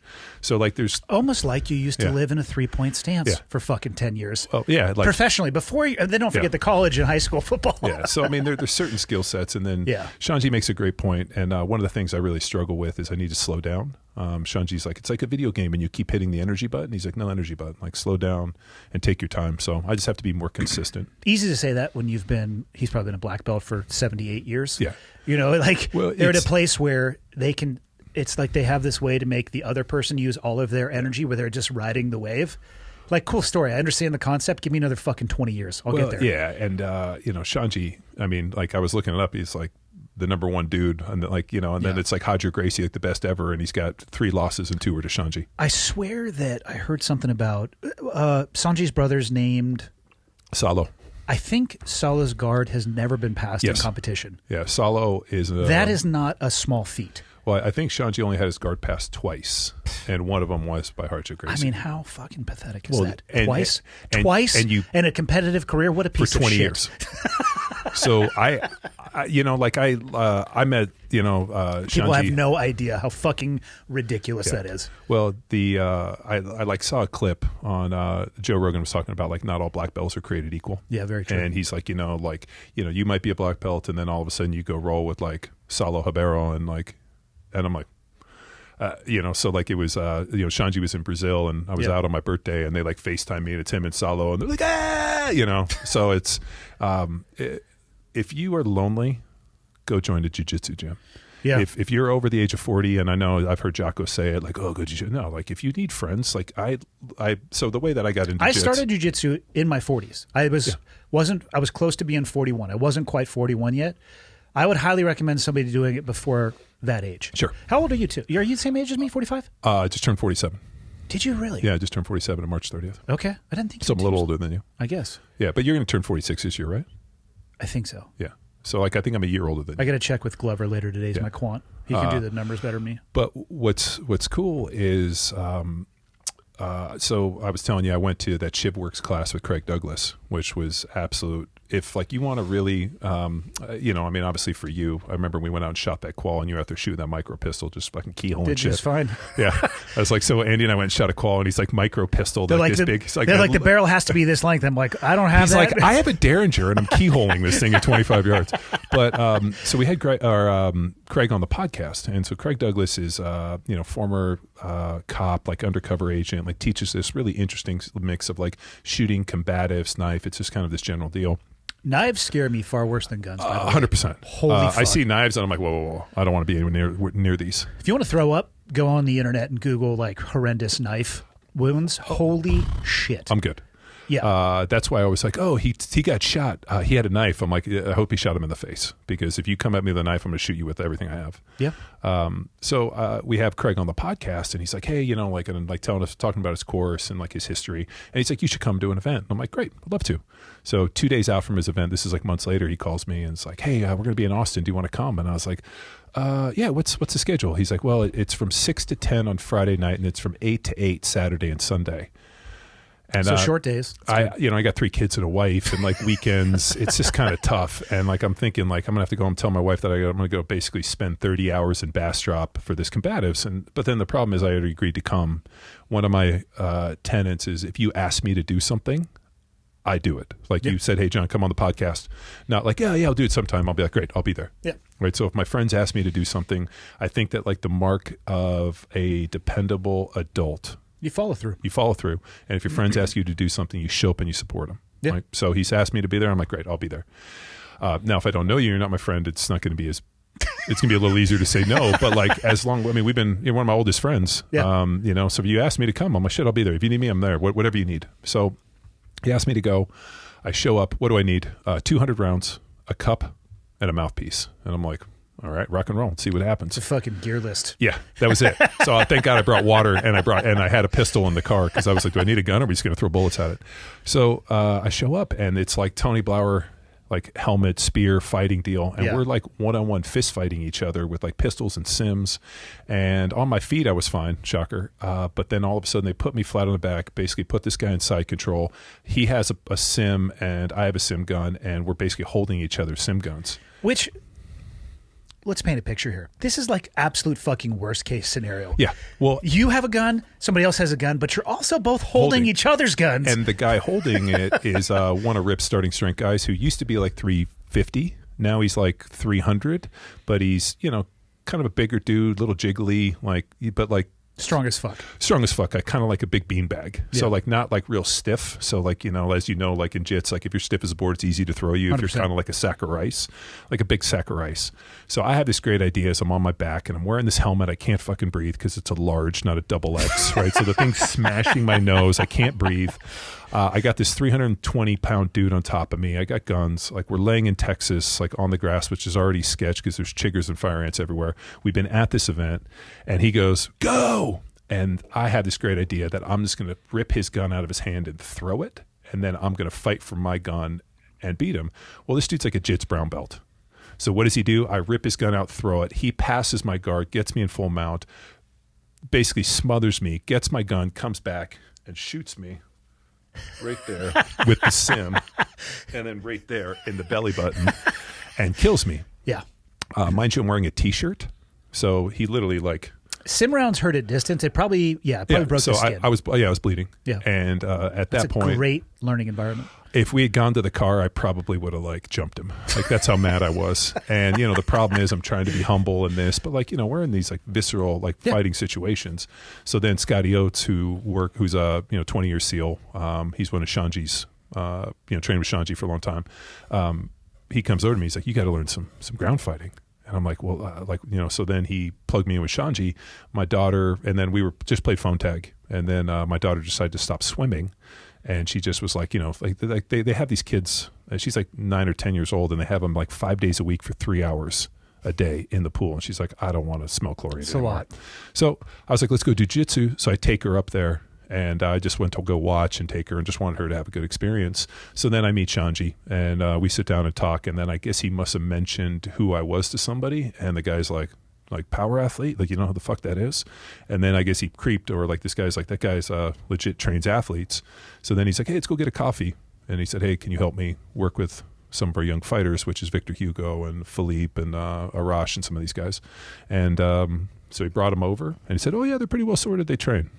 They weren't. Yeah, they're spectacular at jiu-jitsu. But they had never been into like a strength conditioning training deal. So we were talking about this before we started recording, and selfishly, so I stopped doing anything but jiu-jitsu a few years ago because I was actually making myself sick. I was doing too much. I would work out and then I would go to class and I was just getting sick. And honestly, my body was like, it was a lot on my joints, and I had never felt better stopping training. Like my joints finally felt better for the first time. I'm now getting to a place though where I need to add back in. Mm-hmm. And you were talking about a training program that you developed specifically for jiu-jitsu athletes. Yeah. So I'm very curious now that you've dipped your toes in the pool as well. Like, what do you recommend? So, because here's what I can tell you after almost 5 years of doing this. For a good amount of time, it's going to be all the cardio you need. Yeah. But you are 100% going to develop asymmetries. Well, the problem and it's not well-rounded. Is I don't believe jiu-jitsu is a good developer of strength and conditioning. I think what you can do is we can develop all of these different energy systems that allow you to port over and do much better at jiu-jitsu. One of the things I've observed about the guys that I roll with is they have a lot of weird little naggy injuries that just come from lack of durability. They haven't folded the metal. They just lifted weights and did some basic aerobic stuff, zone 1, zone 2, and lifted little weights. Their durability factor would go through the roof. So what was interesting when these guys came in, I had kind of one thought, one paradigm, and then as we started training, and all of a sudden, these guys are going to events, and I'm seeing them and then I decided like I'm gonna have to roll with these guys. It's disingenuous to have them train with me unless I know. But I educate you more as a coach too, if you have an actual understanding of the demands of what they're doing. Yes. I think that you cannot learn something from the sideline. You can learn like broad talking points, but fuck, you're gonna get wave tops only and miss everything else that's in the ocean. Well, and there's just a really interesting piece like that you wouldn't know. Like the limiting factor, I think, for a lot of these guys comes down to hip flexibility. You have to have incredible hip flexibility and especially rotation within the trunk to get into these positions. So if you're limited in the hip and you're limited in the trunk, you can be limited in the shoulders and the knees and the ankles. But like this from here to here, if this is weak and you're not mobile here. So a big thing that we really put in was developing not only the tensile strength, but being able to make sure, and people think of mobility. I don't think about that like that. I think about active flexibility. Can you be flexible under load? You know, people think about passive range of motion. I think of active range of motion. So as I started working with these guys, you know, a lot of the training models that we use with like field sport athletes, you know, that are kind of on their feet, sagittal, frontal, transverse. Like now all of a sudden these guys are on their back. Now you're almost like 6 planes of motion and all these different rotations and here and up. And it just really expanded my mind. And then I went and started to train with them. And mind you, these guys are absolute monsters. You're in a deep pool. Oh, like I said, I trained there one time with Tim. The only time that I met Sanjay, and it was super brief. Shook his hand, was like, "Thank you for letting us train here." You're in a fucking deep pool of experience. Yeah. Well, I mean, Victor just won Brazilian Nationals, and he's getting to go to Worlds. I mean, he's one of the top ultras in the world, if not the top. And then, you know, Philippe, who's one of our young guys, he's, you know, finished Eric Manise second at Pans. Yeah. I mean, these guys are legit. They're killers. Yeah, they're killers. And it's all they do. They're from Brazil, and they're the nicest kids in the world. I feel like I've adopted them. They're like my kids now. And they are, you know, and then I get a chance to go and train with them, and I get to see what they do, and then I roll with them. And it's one of those things where you're like, oh, God damn it, these kids are strong. Like their grips and like, so the program involves obviously rep maxes, compensatory acceleration, speed. They do a ton of plyos. There was a real issue that we were running into where they lack rigidity in the ankles. Really? Yeah. Lack rigidity in the ankles. So a big thing we were talking about was like, because if you think about, there are a lot of jiu-jitsu feet. Yeah. So getting them toes feet, forward. Yep. Yeah. So especially getting their glutes involved in here and being able to move. So just some really interesting plyos and jumps and just getting these guys. So we started using, you know, Polish boxes and different like slant boards, wet boards and different pieces. A ton of med ball work. Well, you know, so it's very similar to what I did for my NFL stuff, but then working a ton of grip. So we, you know, they do pull-ups with, you know, the jiu-jitsu belts, and we do push-pull stuff, and I go in there and like just hammer them out. How long do you have them working out per day? So they train pretty consistent 3 days a week. We're in there probably anywhere from 75 to 90 minutes, and we do a lot of trunk work. There's a lot of rotation. You know, there's something called task-specific tension. So think about like a boxer, right? He throws, and it's kind of loose, and then at the last minute it snaps, like like coiling like a snake. So these guys have to be able to be really mobile, but they still have to be able to hold their position, and then when they need to snap. So that task-specific tension and teaching them how to turn that on and off and when to use it and when not to has been a really interesting task. And then the third day that we work is all pretty much heavy, awkward, kind of strong man, field strong. We use a lot of heavy sandbags, a lot of ground throws. We do just a lot of grip stuff with a lot of heavy kettlebells. So I got 100, a 150, and a 203 kettlebell, and we'll swing those for reps. You swing a 203-pound kettlebell. I read about a workout where Andy Bolton's did 10 swings on the minute for 10 minutes when he deadlifted 1,000. So I went in, and that was pretty much to try to kill me. So it was 10 swings on the minute for 10 minutes to get 100 swings with a 203. But like that grip stuff, where like now all of a sudden their grip strength, and when people think about grip, they just think this. Yeah. What I'm trying to do is get them to like extend this way and then be able to come here. So we do a lot of extensor work, a lot of different positions of grips. So we're constantly changing it and then being able to pull this way. What would you recommend? So the people that you're talking about are at the absolute top of the pyramid. Yeah. What would you recommend? What would you say would be the optimal training model for myself? Somebody who's in their mid-40s, loves training jiu-jitsu, but I want to be able to do it for a super long period of time, and I want to protect my body and work on any asymmetries. There's a lot more pulling than pushing in jiu-jitsu. I think it's very easy. Like one thing I don't do any inversion. I'm very cognizant of my neck. I don't do any of that shit. I'll just if like somebody stacks me, I'm like fucking next. So I'm cognizant of that. But what would you recommend for a casual athlete? I'm launching a new program. It's called Dragon Slayer, which is based off of their model. Let's call it Pit Viper.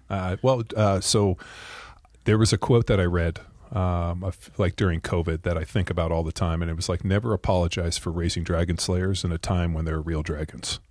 Okay, I like this. And so my wife sent it to me, and it's something that I think about constantly, like preparing the people, like preparing our children, preparing the people that are close to us, preparing my fighters, because I've used that term, and the reason she sent it to me was that I use this all the time, that like sometimes people need to find new dragons to slay. Like, and it's just a term I've used. Like, if people that have come work for me or they go on, I'm always like, hey, you know what? I wish them all the best. There's new dragons to slay. And I also have samurais and dragons tattooed all over my body. So like there was always That's cultural appropriation. Well, I've always subscribed to, Book of Five Rings, Mushiashi, obviously. Musashi. That's not his name. It's Musashi. Mushashi. Have you always... I fuck shit up constantly. I know.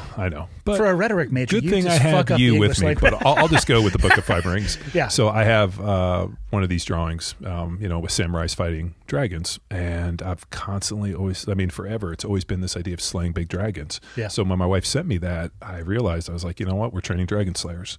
So when those guys come in, I like it. Is it live?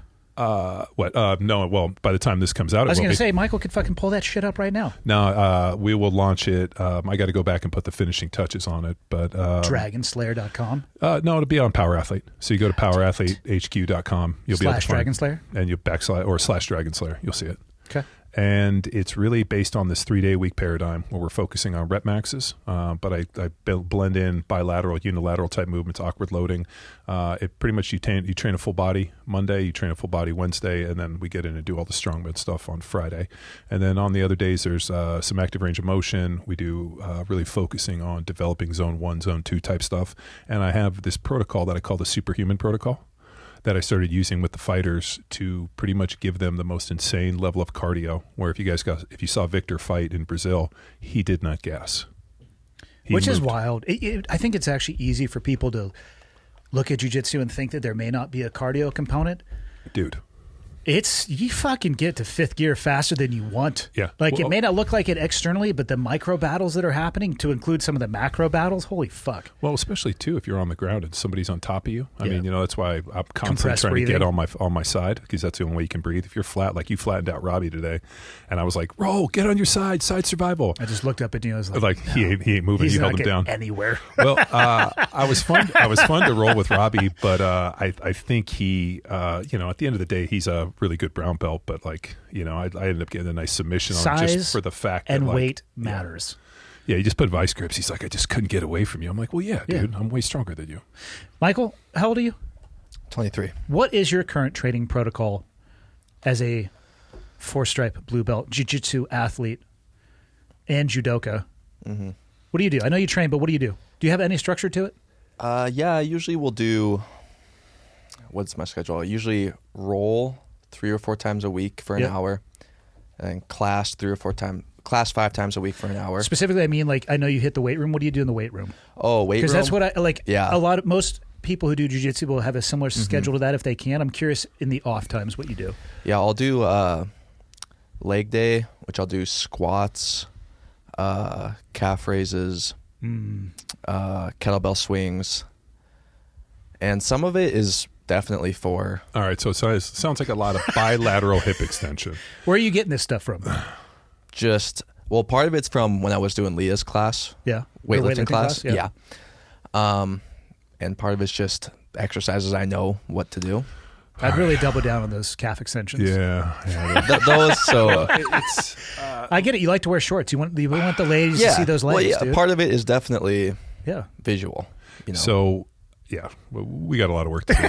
That's your, and the reason I asked, that's the average jiu-jitsu athlete. Well, the issue comes down to, if you want durability and you want to fight against the best dudes and really put in, there's obviously a technical learning component to jits, and there's just a field thing, especially if it's like a chess move. Yeah. All of a sudden you get somebody in, you kept trying to fight to get dudes on your side. You wanted to get back. You were looking for Ezekiel's. I saw your deal. You were real good with the shield, and you were trying to go for the sweeps. And I roll enough to know what people's progression is. Yeah.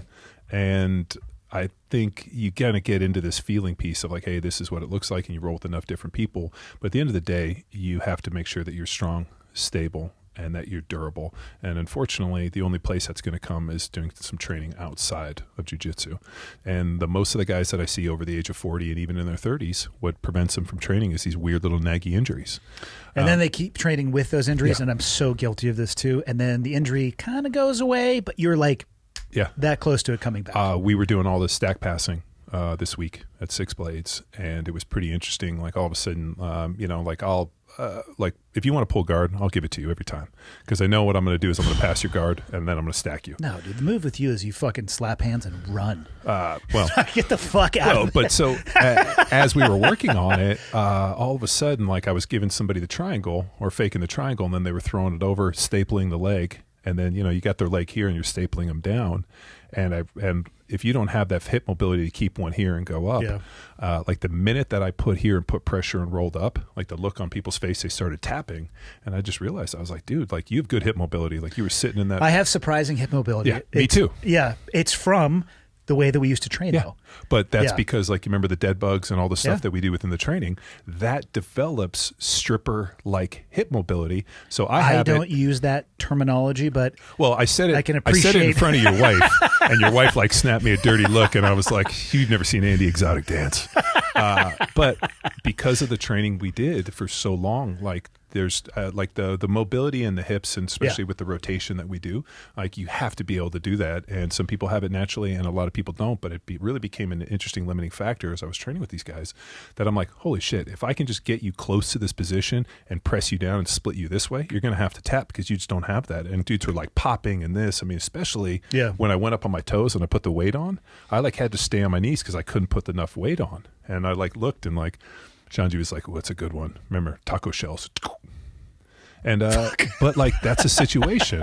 And then it was funny because as I was rolling with Robbie, I gave it to him, and as I started going to do it, Nikki's like, "Don't stack him, you're gonna hurt him." And I just basically gave up, and I let him try to triangle me, which he can't do. He knows how to tap. I did. I got a nice submission on him, but it was more like I think I got him on. You can take that shit as far as you want to go. It's like at any point in time, since we're rolling for fun. We can just reset and continue. That's the deal. You tap, and then we get to do it over again. Yeah. People get far too concerned about the outcome. I honestly couldn't tell you how any of the rolls went today with people I was rolling. I just don't care. It's fun. It's learning. It's ego. So I've realized that that is what it is.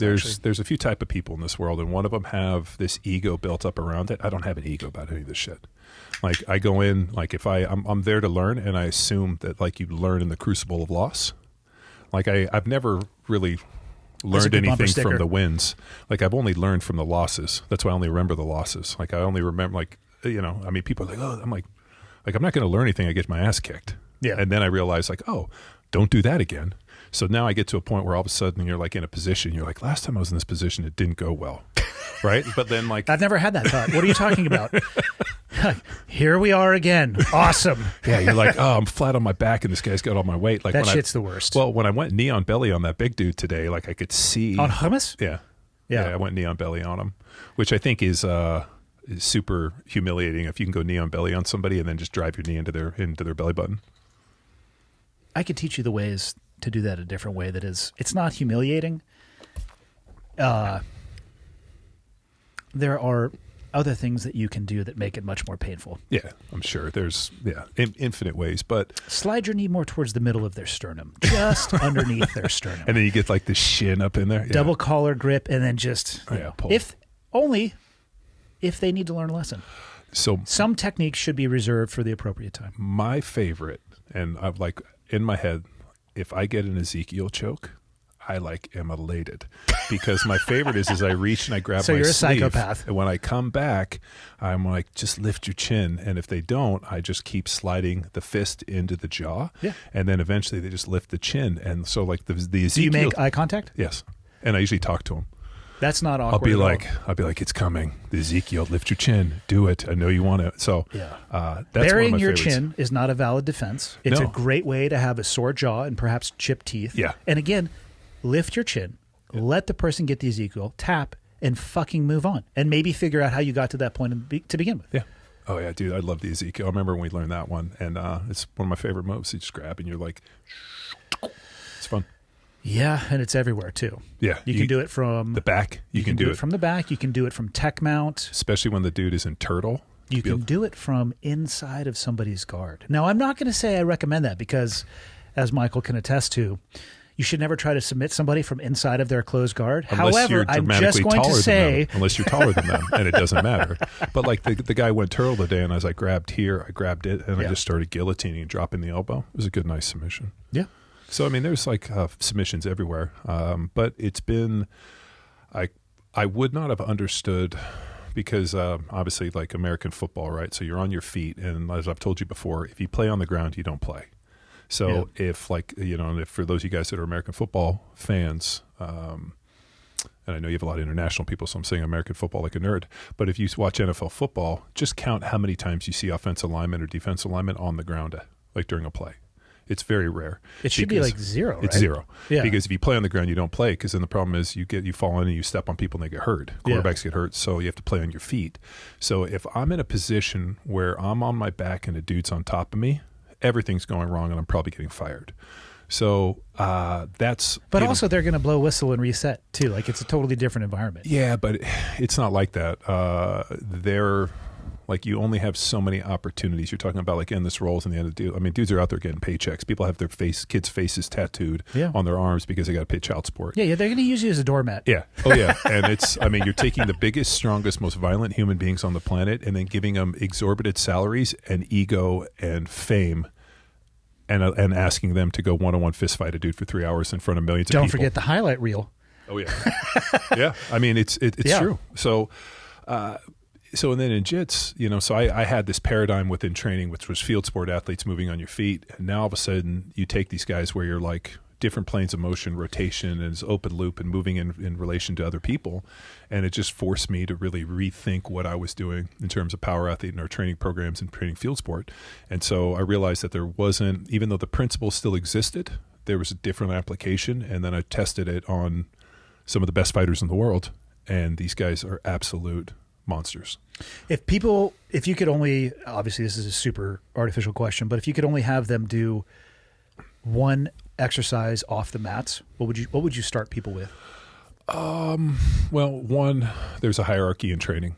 I need you to be able to challenge posture and position through a full range of motion movement, like with just like a basic barbell back squat. Like if you can do that, we can start building. Also the vertical pull is another one. So we have, 7 different planes of motion that we use, step, squat, lunge. I mean, this athleticism paradigm. So just basically taking them through the training model of like, okay, this is where we start. And I know what athletes should be able to do. What can't you do? And then starting to make modifications based off of what we see. A lot of times they're on one leg. There are very few times that they're ever going to be in a bilateral hip hinge kind of position. It's a lot of stagger. It's a lot of single leg. There's just a lot of positions that I'm not necessarily trying to replicate. I just need them to be strong through various planes of motion. One of the biggest ones is the way we teach the Bulgarian split squat is much different than most people. I teach it with the knee behind the hip, because that is the only way to truly get hip extension. And what I found for a lot of these guys is they lacked hip extension and forward positive shin angle. So getting them into enough of a deal where they're in positive shin angle, the knees behind the glutes so that they can force hip extension. Because when you do like a Bulgarian split squat or a single leg squat where your knee is directly underneath the glute, you're just going up and down, it's like a pistol. It's not doing anything for athleticism. Yeah. But if you think about sprinting, when you sprint, the leg comes back and it's the only way to get hip extension. So people think hip extension is just standing up. Like, no, the knee has to be behind the glute for hip extension to happen. So making sure that they were strong and stable, holding this position, fighting for hip extension, challenging different ranges of motion, trying to fix their ankles and make them just much better athletes. So I needed to improve the paradigm and make them more athletic versions of themselves, and then just make sure that they were strong and stable in all these different positions. And just make sure that like when somebody goes, make sure that they're strong here, their grip, everything. And then also with the neck, we do a ton of like neck and different rotations and positions. And then just making sure that these dudes are primed and ready and that we put them into a good conditioning program. Because a lot of people think that the only conditioning they develop on the mat, the problem is we wore heart rate monitors in the mat. It's like here or here or here or here. Well, and the longer you've been doing it, the less of a workout you're going to get. A guy like Johnson, it's called the law of accommodation. Yeah, a guy like Johnson, he could he could probably fucking mow through an entire mat full of people. Yeah. Again, he's riding the wave, not creating the wave. Yeah. The person underneath him is 100% fucking zone 18. Yeah. You know what I mean? Like they're fucking dying. Yeah. Yeah, the more efficient you get at it, the less of a workout it actually is. Oh yeah, dude. We go to open mat and he'll just like roll with everybody. Yeah. And like not even break a sweat. Yeah. And I'm over there just like dying. It's fucking dying. Yeah. And so there's like an efficiency factor, this like law of accommodation. So you have to continue to stress and really figure out how they are. And then you have to basically make tweaks. And like what I'm constantly looking for is not what they can do, but like what can't they do? And then more importantly, why can't they do it? What would you tell people to avoid other than calf raises? Which is a fucking wild addition to Michael's workout routine. I get really nervous when it just looks like, Gordon Ryan, like 3 sets of 10. I'm just going to go and do 40 minutes of bodybuilding. Is that what he does? Yeah, he just does basically standard bodybuilding and then takes a ton of drugs. And the problem is... I heard that he was all natural. Who? Gordon Ryan. He has an acai bowl after training. Yeah, the magic acai. And chicken breast. Do you mean you can't get that fucking ripped and chiseled naturally, John? What are you talking about? It's very difficult to be over 200 pounds and carry that level of muscle. Well, what about the 0% body fat? That's normal, right? Well, if you saw him at ADCC, so I when the guys from Dev Brew were in town, we went and saw Gordon's first fight back. This about a year and a half ago. They had a rolling thing for Flow in Austin, and I met him. And I've heard he's a nice guy by all accounts. Never met the guy. I met him. He was super nice. We talked about coming on the podcast, and then when I reached out, he's like, "I'm only doing Lex Friedman and Joe Rogan now." That's what he told me too. Yeah, he kind of blew us off a little bit, and I was like, "Okay." So I'm going to go. Is he as tall as you? I've heard he's very tall. No.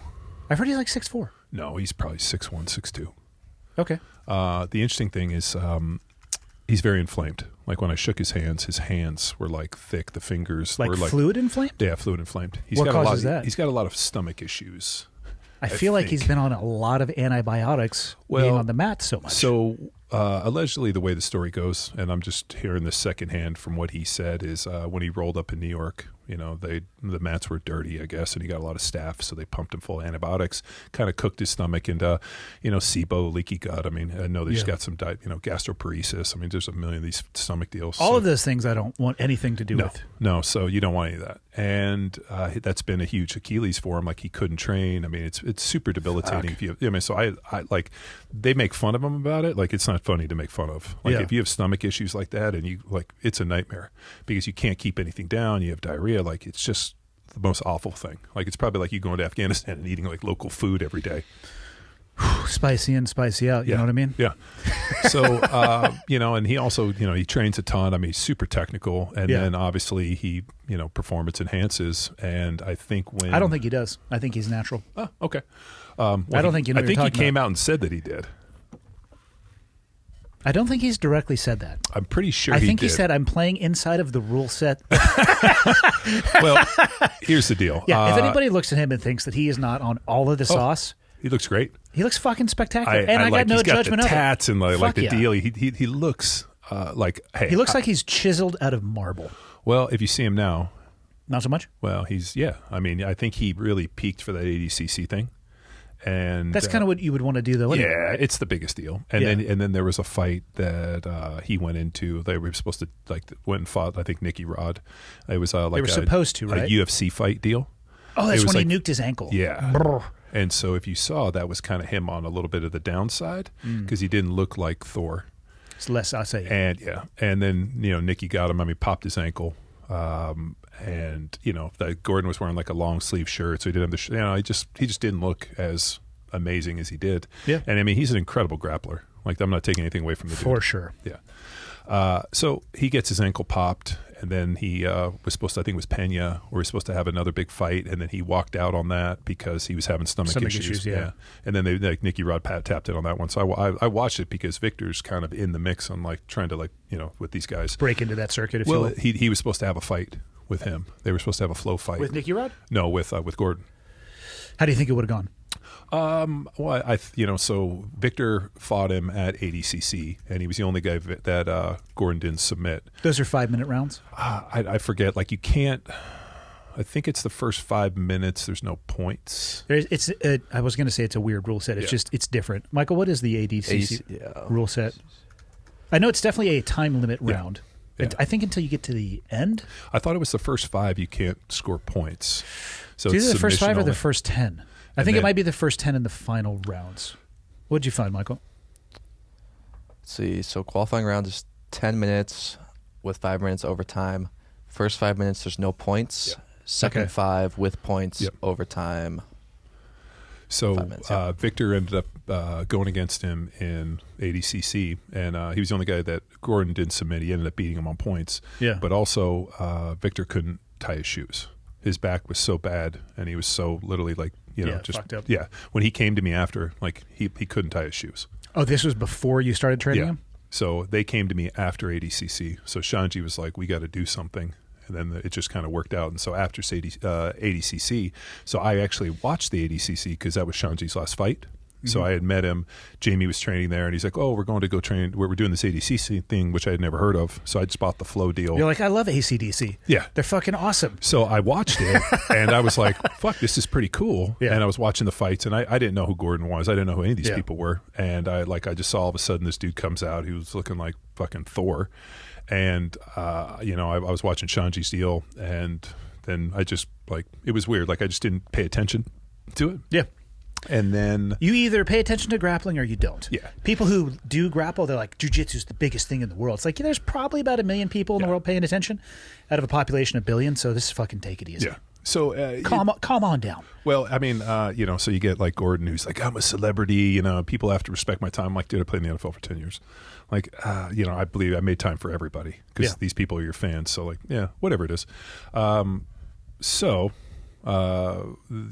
He goes, and then when this kid shows up, and we were watching the clips, and I'm like seeing him physically. I see his conditioning, and I'm looking, and I'm like, you went to go fight the best dude in the world? Like, this is like going into a gunfight with no bullets in your gun. And so at that point where I was like, you know what? Like, let's do it 100 miles an hour. This is an incredible project. And on top of it, I realized when, we were teaching a ton of seminars and doing stuff, and we just do a lot of private stuff, that I was really missing this like mentorship deal. And the problem is as you know, people try to hire you and there's money. Like, I didn't want money for this. And Yeah. I told those guys, I'm like, dude, first of all, you can't afford me. And on top of it, if there's money, there's going to be entitlement. I just need you guys to show up, do what I say, run 100 miles an hour without question. And they were like, okay. Isn't that so much better? And they show up. And when I tell you the amount of progress that these kids made, and just the development and their growth, I feel like I adopted them. And I tell them all the time, I adopted these Brazilian kids, and they are absolute killers. Like, they train hard. They're the nicest dudes. They're just, they become very close in our family because, one, they want to work hard. And what I want for them is the same thing that I had in the NFL. I got to stand on NFL fields and feel the sunshine on my face for 10 years. And there was nothing better than that. I want them to stand on the biggest stage with the sun on their face and know what that feels like. I want everybody to do that. Most of the competitions are indoors. I know. But like the proverbial sun. Okay. They won't feel any heat from it, though. But like maybe the bright lights so we can mix it up. They're probably LED lights, like no heat whatsoever, Just very quiet. Just quiet. But I mean, think about I got to play in front of hundreds of thousands, like 100,000 people, right? Millions of people That's on TV. got to be wild. I was trying to explain to somebody the other day, like when you hear, like when you're out there, like you feel electricity in your fingers. Like the analogy I would keep calling him Thor, but you remember in the Marvel movies, all of a sudden his eyes light up and the Yep. lightning comes. That's how it felt to feel that amount of energy and like the crowd noise and this and just like the emotion and the importance in this. Like, it just was energy to me, and there's never been anything like that since What then. was the single dumbest thing you watched somebody do with their money? We don't have to use names, but what's the most ridiculous fucking thing you saw somebody do? Well, there's two that kind of haunt me a little bit. I watched a dude buy like 30 sets of rims or wheels. So we were in Philly. At one time? So we were in Philly, and these cats always had like bitchin' Escalades with these big like 24 to 26 inch wheels. Probably these little, spinners, too. Well, these little rubber band tires. So the problem is shitty weather, potholes, a lot of potholes in Philly. So you go over one, and you crack, you blow a Oh, tire. it detonates the rim? Yeah, and the tire. Okay. Yeah, because So- there's no cushioning there. Yeah, there's nothing. I mean, it's like a paper sidewall. So this guy goes and he's got to get all of his wheels and things replaced, and they just must have talked him into buying, like, we'll just buy a couple of extra sets. So he Yeah. didn't necessarily know where to store them because he was living in an apartment, so he had them shipped to the facility, and in front of his locker there was just like stacks of wheels and tires and wheels, and I think he bought like 30 sets. Or like maybe it was 30 total, 15 sets. Like it didn't even make sense. It wasn't even an even number, right? And that was an interesting one. The other one is we were in Vegas. Pretty historical for offensive lines. There's usually a fine system. Like you loafed on a play, and so we just do basically it's to keep ourselves busy. Yeah. And Like an internal team fine system, yes. you mean? Okay. Yeah, so on our offensive line, like if like at the end of We the had play, that too. We called it the beer log. Yeah. Like six-pack for this, yeah. case beer for this. Yeah. and then we'd throw it in, and then we would go have a big party at the end of the year. So we went to Vegas, and I have worked hard for my money, so gambling, giving it away, Totally. like it's not a deal. I like to play shoot craps. I like to deal, but like I'm like a $500 type of person. And if I lose $500 or gain 500, like that's the extent of my, like I'm just, I know that sounds incredibly like crazy, but like I just worked hard for my money. It's blood money. Like I'm just not giving it away to casinos, and I know these casinos are not built on winners. So like if I can go shoot craps and play for a couple hours and be up and down $500, but like I'm not going to lose big money. I'm not going to, I'm never going to win big, so I'm never going to bet huge. So we're there. We come in, and there was a bunch of other NFL players there, and I sit down next to a guy. His name is Ross Verba. Played at I think for the Cleveland Browns. So we're sitting at the table, and he's like, "How you doing?" I'm like up like $750. I was up like $750. I was excited. I was ready to play. He's like, "Yeah, I'm down about $740." And I was like, "Oh, all right." So all of a He sudden, meant 1,000, didn't he? yeah, they came over with a tray of like $1,000 chips, like, and he like signed on the thing, and like they probably must have put like 50,000 in front of him in like hundreds and thousand chips. And I like slide my like $750 in chips, and I'm looking at the student. He's probably got like 50, and he just inked the thing for another, whatever, and he's down like $750,000. And we started playing, and I'm like, I was pretty excited that I got a free buffet and my $750, and this dude's in the hole $750,000, $740,000. God damn it. That is so much fucking money. Yeah. Oh yeah. So shit like that was always pretty wild. Yeah. I mean, but like, here's the thing, man. Like, I just thought money was about like keeping score. Like at the end of the day, like, is it really like, I really think that if you're doing it specific for the money, it's very hard to do it. You have to have something else. There has to be a internal drive, like desire for greatness in this. I mean, the money's just kind of a keeping score deal. At some point too, I've run into some relatively wealthy people in my time, to include people who are like tens of billionaires. Mm-hmm. And I've never had the chance to ask one yet, but I'm going to it one day. But like, at what fucking point does this shit become abstract? Like, you have purchased everything that you could possibly want, and still have tens of thousands of millions of dollars left. Fucking $1 billion is 1,000 million, and you have like 30 of them. So you're going to laugh at this. Tony Gonzalez goes to the Hall of Fame, invites me, which was amazing. He put me into his speech, and I'll be forever grateful to him for not only the friendship and everything he's done, but still one of my most favorite people in the world. Even though he lives in Austin, I don't get to see him very much, just because kids and wife and all the other stuff. So it just happens. But like, it doesn't mean that you're not. Oh, I'm like, dude, hey, people are busy. Yeah. Shit, like if I see him, life happens to us all, man. Yeah, and it's never like a nefarious, right? Because everybody's living. So I'm at Tony's Hall of Fame deal, and we go to his after party. And so I walk in, and I got there, I was there, I brought my brother and my nephew, because they went to so many games, but my nephew was super tired, so my brother took him in. So I go to the party by myself. I walk in, and pretty early, which was cool because I knew the food would be good, and I knew if I got there early, I'd be able to eat. I was starving. And so I show up, and I see Michael Strahan, and I was like, Stray! And I hadn't seen him in a long time, so we hug, and we're just laughing about a bunch of stuff.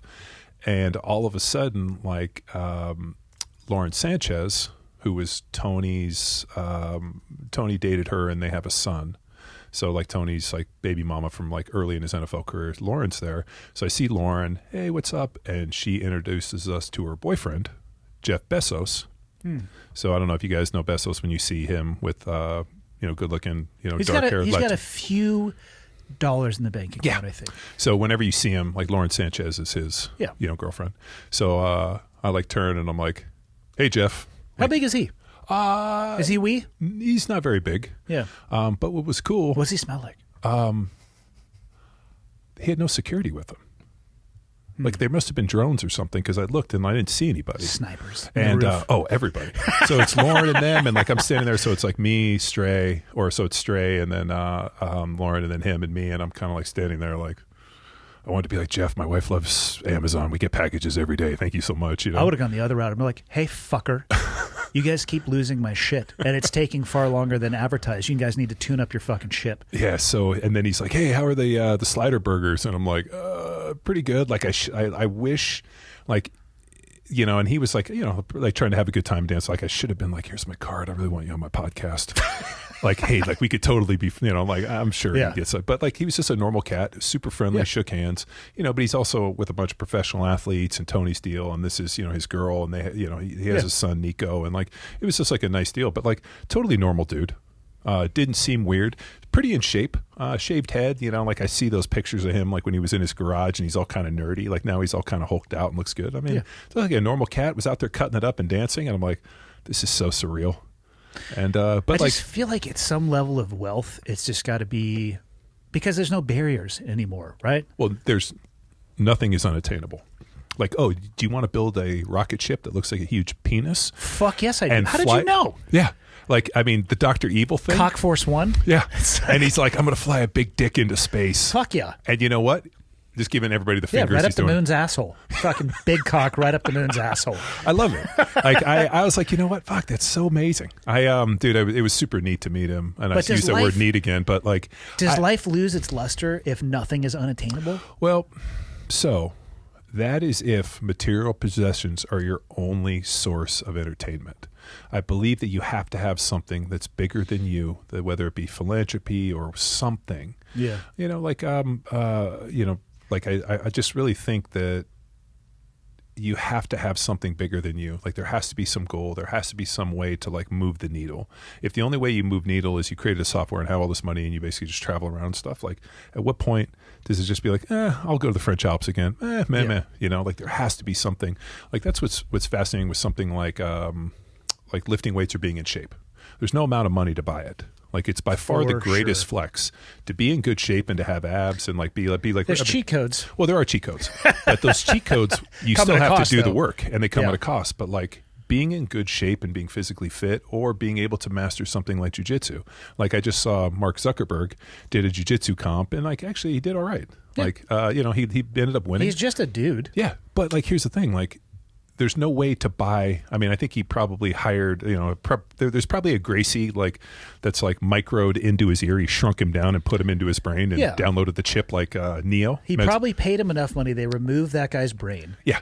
So he's dead, but his family got a lot of money. Or he's alive on some fucking artificial system. And at night, Mark just plugs into his fucking USB D port. I don't even know if that's a thing, but if it's new, that's what he's going to be.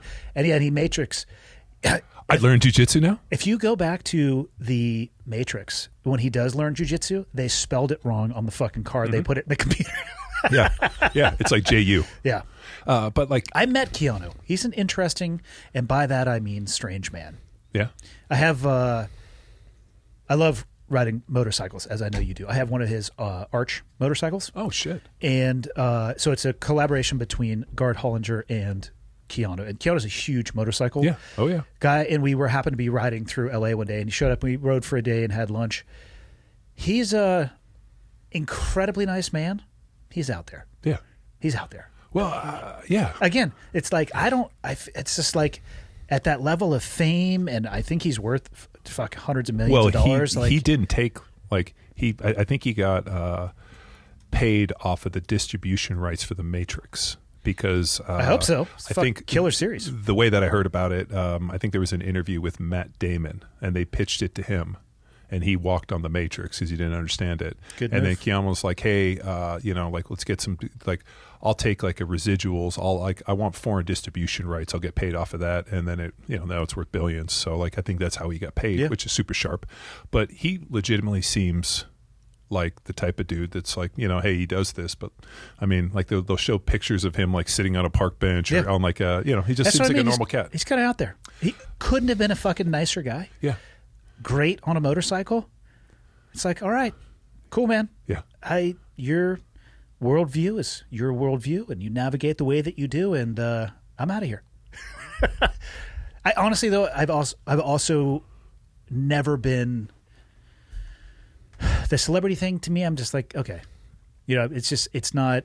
I don't know. We were talking about that too, putting people on pedestals or hero worship. It's a dangerous thing. Like, it is. We all got our own fucking problems. Yeah, and they do too. Yeah, it's like this is probably one of the problems with social media, where everybody's putting their best foot forward at all times. So you see this kind of like the best snapshot at this, and you end up creating this kind of, I don't know, this facade.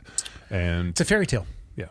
And it's not reality, but then people are plugging in and this is their reality. So for me, it's not my reality. Like I don't, like the stuff that I do, not only training, like I'll post a little bit, but like the jiu-jitsu stuff I do for me.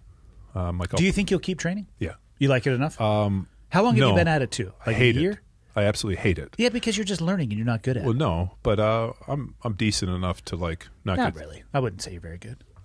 I didn't watch you roll at all. So. I was actually waiting for you, and you. I don't go you were ask ducking people. me. I don't ask people to roll who are sitting on the bench. We call them cunts. All right. Well, you were sweating. I thought you were near a myocardial infarction. I didn't was want to actually sitting kill on you. the bench waiting for you. Yeah, I don't ask because I people was to come resting off up, the bench. and I was like, "Hey, I don't play rest. You notice no, how whatever, I sit dude. out there You the whole saw time? me. We made eye contact, and then you started going with other people. I don't pull people off the bench. If that's where you want to play, if that's what you got out of your professional You should have careers, told you me. should be on the bench. You should have said to me, we did it, like, hey, rest rounds are for cunts. all I was making sure was that you were ready for me. See you next Tuesday is what we call Let's the do it. people on the bench. Well, next time you come to Austin, don't duck I'm me. not going anywhere near that fucking gym. Why? I mean, I'll drive by and wave. No, I'm just kidding. I would love to go in there with all those guys. It's a like I said, you're in a deep pool. It's a different vibe. Yeah. There's a different skill set. It's I mean, I thought the guys today, I thought the community was incredible. I was really just like stoked that there was that many dudes. It was funny though. I basically, the one guy, I don't know, I was on the ground. He got his butt high and I slammed him. I basically flipped him. And one of the guys, the black belts, he's like, hey, there's a rule here that, higher belts get right away. That's if you like bump into each other on the mat. Yeah, that's a real thing. And I was like, hey, dude, we're not intentionally doing it, but like it was this like scoffing. And I was like, you can't scoff. You can scoff. Yeah, that was funny. It might be a little cunty, but you can scoff. Yeah, there was. I'm like, hey man, I'm just just a couple dudes just having a good time. Yeah. But no, it was fun. I did like the instruction. The instruction was a little different. Like he was like, hey, don't do this and this. Whereas the Brazilian game's a little different. Like you pull guard because we're going to pull guard. And was it Michael was the dude? Who was the guy that was with the chest hats that taught today? Travis. So Travis was like, hey, pulling guard in this, and then especially like if the guy does pull guard and you're not in his guard, don't grab the pants. Like that grabbing the pants is, and then we bullfight, we're trying to so there was some other like little technique things that were a little bit different. And for Shanji and the Six Blades and Salo, their whole deal is like side control and smash, big pressure. Yeah. And, there's just side control for people who know how to hold it is actually harder to deal with, I think, than people being in mount. Yeah. Like, I know people who can actually apply more pressure from side control than they can from mount. It's fucking shitty. Roll with Shanji. His ability to stay up and apply pressure and get his ribs on you is, dude, there's a reason he's as good as he is. Yeah, I felt it. It's an amazing thing. I aspire to be able to do that to people one day. It's great to have a coach. But he's also has a very high standard. Like, what are you doing? He like yelling at me. I'm like, I'm just trying to do my best. Yeah. And then he's like, stop using your best is not good enough. Yeah. And it's great because there is a high standard, and a lot of people show up, and it's How legit. many women are on the mat there? What would you say the percentage of women are at Six Blades?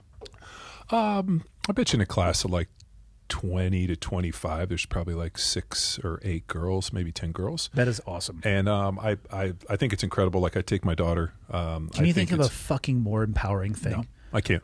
Yeah. And other than a gun, perhaps. Well, but think about this. I think the reason so the first time I got into a fight, like actually a street fight, I was probably like in junior high. I had already fought so many times on the mats in the dojo and like with my brothers that like I was so surprised when this guy tried to fight me. Like I was like, can I take off my backpack? Like I just like didn't know. So I just like did my things and I hit this dude multiple times. so like and then he started crying, which totally threw me for a loop because I just hadn't seen anybody cry like that because we had done it so much. I didn't want, not that I'm hoping my daughters are going to go out and fight, but I didn't want the first time that something happens for them to not be familiar. And I think what's great about jits is they're used to people being on top of them and this. I mean, it's, all of a sudden, like you do jits or, like this, somebody puts your hands on you and you're like, oh, are we going to do this? Playing football, same thing. Like you might walk into a bathroom where your friend's had too many drinks and is taking a leak and three Marines. The appropriate amount. 3 Marines go in there to give you a little fucking bathroom party. And what does your buddy do? He just locks the door and said, are we going to do this? As I started taking my fucking tie off. You only get commissioned once. And I have never in my life seen, like, it reminded me of the scene where the bikers go in that Italian, that mob movie where the guy locks the door and he's like, we asked you to leave, now you can't leave. Yeah. That was that situation. I saw those dudes just back up and I was like, let's go. That was fucking awesome. It's still to this day, Steve-O's one of his favorite stories. Remember Steve-O was there? What's he up to these days? Steve-O? I remember kicking in the door when he was taking a shit.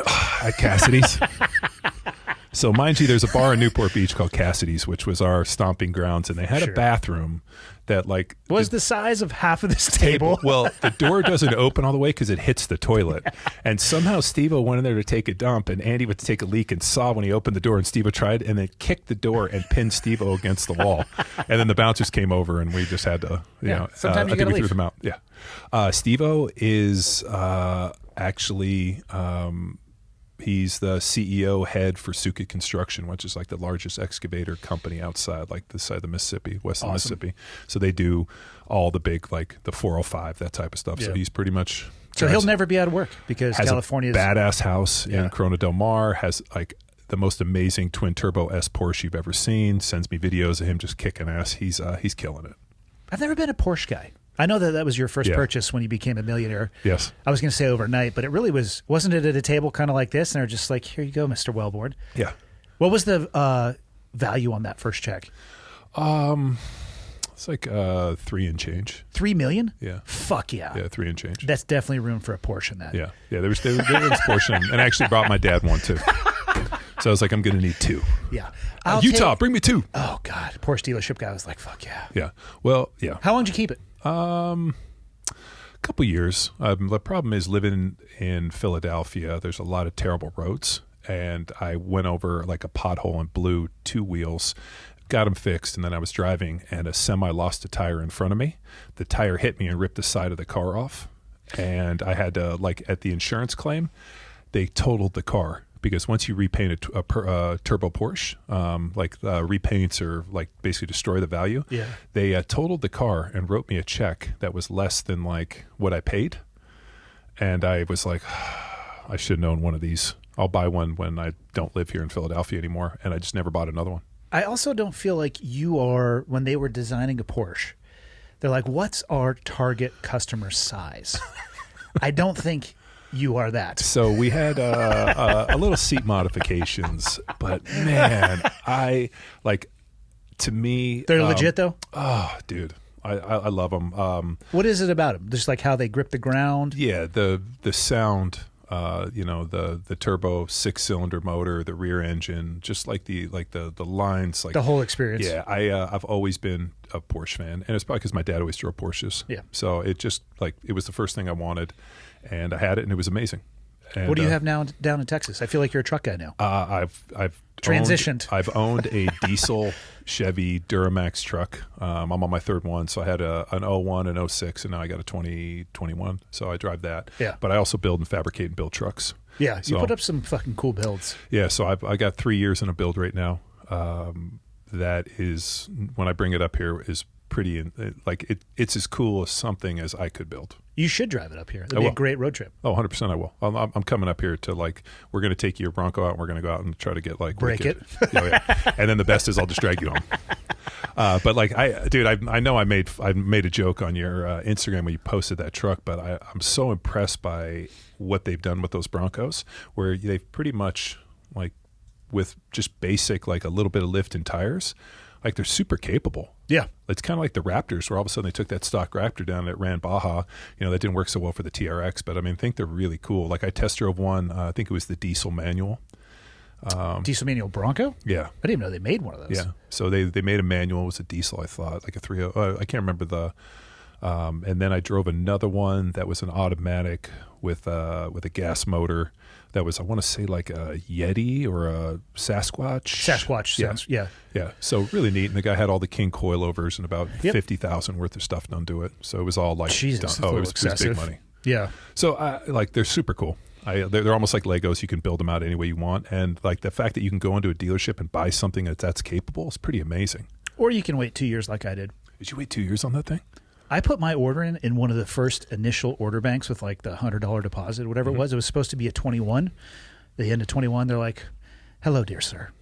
Would you like to convert your order over to a 22? I'm like, fuck it, but I'm definitely going to get one in 22 at the end of 22. Hello, dear sir. Fucking 2023. Wow. And so, yeah, it was like 2 years and a month from the day that I ordered it until it showed up.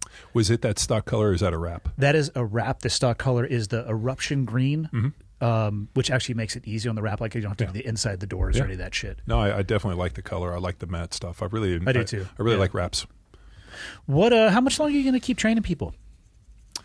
I don't know. We're in the process of doing some interesting stuff. I think that at some point for Power Athlete and all the things that we're doing. I mean, we work with thousands of people around the globe a day. We certify coaches. So I got about 150 Power Athlete certified coaches. I mean, there's those guys within our Block 1 network. I mean, there's 5,000, 5,200 people a day that are checking our different training programs. I have, obviously we do a bunch of stuff within Naval Special Warfare. Yep. So we kind of have our hands in pool on a lot of different stuff. You don't promote at all. Actually, you're very quiet about that. Well, it's because I've always hated how anybody that's ever done anything for the SEAL teams. Like, it's like, oh, we train Navy SEALs. And I'm like, no, Power Athlete does. And on top of it, I've always bought into, and I know that you're going to laugh at this, I remember the talk we had about the quiet professional. And I thought it was disingenuous to basically like promote and make money off of something. I don't know. I just have an interesting relationship because I'd never met a Navy SEAL, and then I met Dave Castro, which superstar. And went out. I don't know if I'd describe him that way, but no, I know I'm just being facetious. But Dave was super cool when I first met him, and then he wasn't, and I don't necessarily know why we had such a. I mean, I know you've had an interesting relationship with them. Yeah, I always try to be kind. I mean, it is what it is. It's a community of people, and they all come from different backgrounds, and they're sometimes there for different reasons. And I'm not actually saying Dave was there for a different reason at all. Our careers crossed path at times. We got along at times. We didn't get along at times. But yeah, so it was a proficient SEAL, which is and I have no ill will towards him. Whatever. Every time I've ever seen him, I'm like, hey, dude, what's going on? Give him a hug and like. I hope nothing but the best for him in his life. Well, so I met him. He was nice enough to invite me to go shoot. I got to go to La Posta where I met Robin and all these guys, and then I ended up meeting you. And I've always had a very good relationship. Doc Parsley, Mike Sorelli. Yeah. All that's right. You're doing like you've been on. You guys do like a Friday episode. Yeah. Right? So he has his Everyday Warrior. Yep. And they have a podcast through Men's Journal. Yep. So he invited Doc Parsley, and Doc reached out to me if I would come on. So we've been doing that on Fridays, which has been great. It's exhausting to be a warrior every day. Be like. Every other day warrior would be a well. What about like Monday a warrior from like Friday 8 to 12? But do I got to be a warrior in the afternoon? Business hour warrior Monday through Friday. Yeah, would be a dope podcast name. So, but like I've always had a great relationship with all of the guys in NSW, and they've always followed Power Athlete programs. They've always been extremely generous and worked with them. Guys will randomly call and guys will show up. I'm always happy to help, and it's probably because of my relationship with you and the guys that we've been around and Alex. I mean, just like I feel like that's my contribution. You have a deep relationship, and I think it is that deep because of the way that you portray or don't portray it, or talk about it and don't talk about it. That allows for a deeper level of connection. Well, I mean, recently one of the, I'm not going to name the color, but one of the DevGuru teams showed up and they brought a Power Athlete flag, and they were like, hey, we can't give you one of our flags, but we took your flag and we flew it everywhere that we operated underneath our flag, and we all signed it.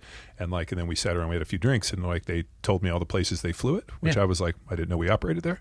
And they gave it to me, and like I would never hang it. I'm not talking about it now, but like, that piece that those dudes showed up, and like whenever they book us, they're always, hey man, you've done so much. I'm like, well, shit, can I do more? So I don't overly promote it. Just because I kind of respect and I know the SEAL teams have gotten into an interesting thing, especially with dudes writing books. And, all you have to do is walk into one of the team rooms at Damnick and see certain individuals, their names turned upside down, and realize that. Or just, why is there a blank spot on the wall right there? Or pull open the drawer and it's like, well, this is our drawer of wayward children. Yes. Or a dude's name turned upside down and you realize that, there's a certain deal, and those guys have always been very. It helps if you tell the truth. Yeah. It's a good litmus test. Yeah. So a good philosophy in life. Be honest. But it just kind of bugged me where a lot of people are like, "Oh, this and this," and I'm like, "That's not the case." But you know what? Like, we're good. Yeah. So, what are you gonna do with the rest of your life? Because this is a question I ask myself. What the fuck do you still want out of life, John? Well, I'd like to see my kids grow strong. Yeah. I like to see my kids grow up. I have this bitchin' property in Texas that I want to see. Like I want to, I've constantly always been a builder. Whether it's building athletes, whether it's building a company, whether it's grading and working the land, or building trucks or this. Like I want to develop a knowledge base and go on and build stuff. And I don't view the technology in terms of like assembling and building and managing any different than like taking Victor and those guys and taking them on this journey, or the fact I got to grade and build out our land so that it has the vision that I want. Whether it be for power athlete, all these things, like I want to build stuff that's lasting and it's cool and something that I can be proud of. And at the end of the day, I just want to be, like I always joke, like I just want to be my father's son, like I want to be, my dad's passed away, so I'm going to tear up because whenever I talk about him, but, I want to be proud of me. Yeah. And I want my kids to grow up with this like larger than life figure of a father, be like, my dad kicks ass, and like all my dad's friends are all either Olympic athletes, Navy SEALs, or absolute slayers.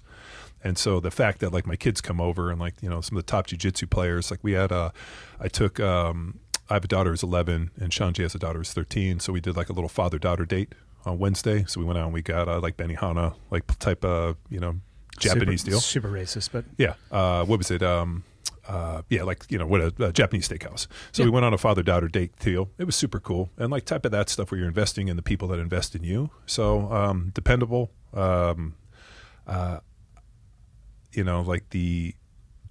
just don't know if there's a place to be a piece of shit in my life.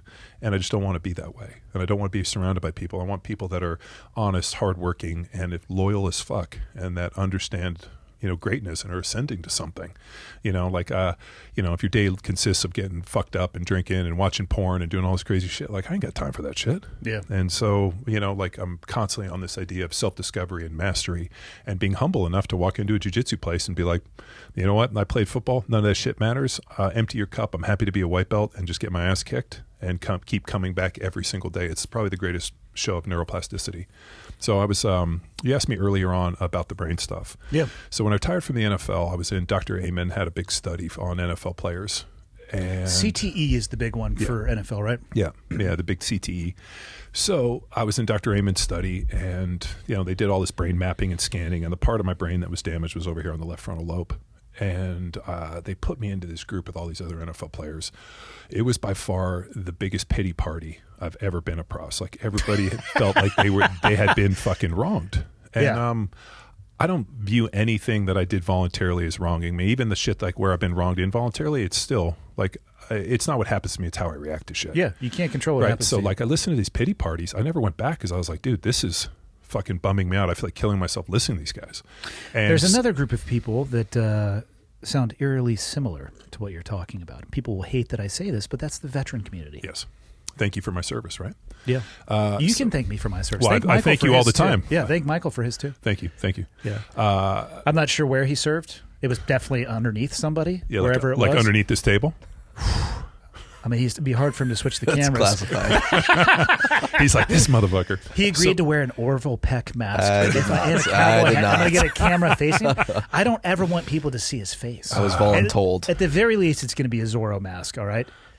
Which one? The fucking Gimp wears... Well, I wanted to get one of those, like, old school, like, crow masks, but it'd be a dong hanging down. Yeah, the ones that they used to wear back at the Black Plague. Yeah. Yeah, so they would stuff it full of... So nobody would ever know what Michael looks like, because I don't want him to get fucking attacked on the street. Yeah, well, you don't want him to fucking get a big paparazzi head. chasing him around. I mean, Jesus. I mean, he can't be like Rogan's Jamie. We don't even know what Jamie looks like. Yeah.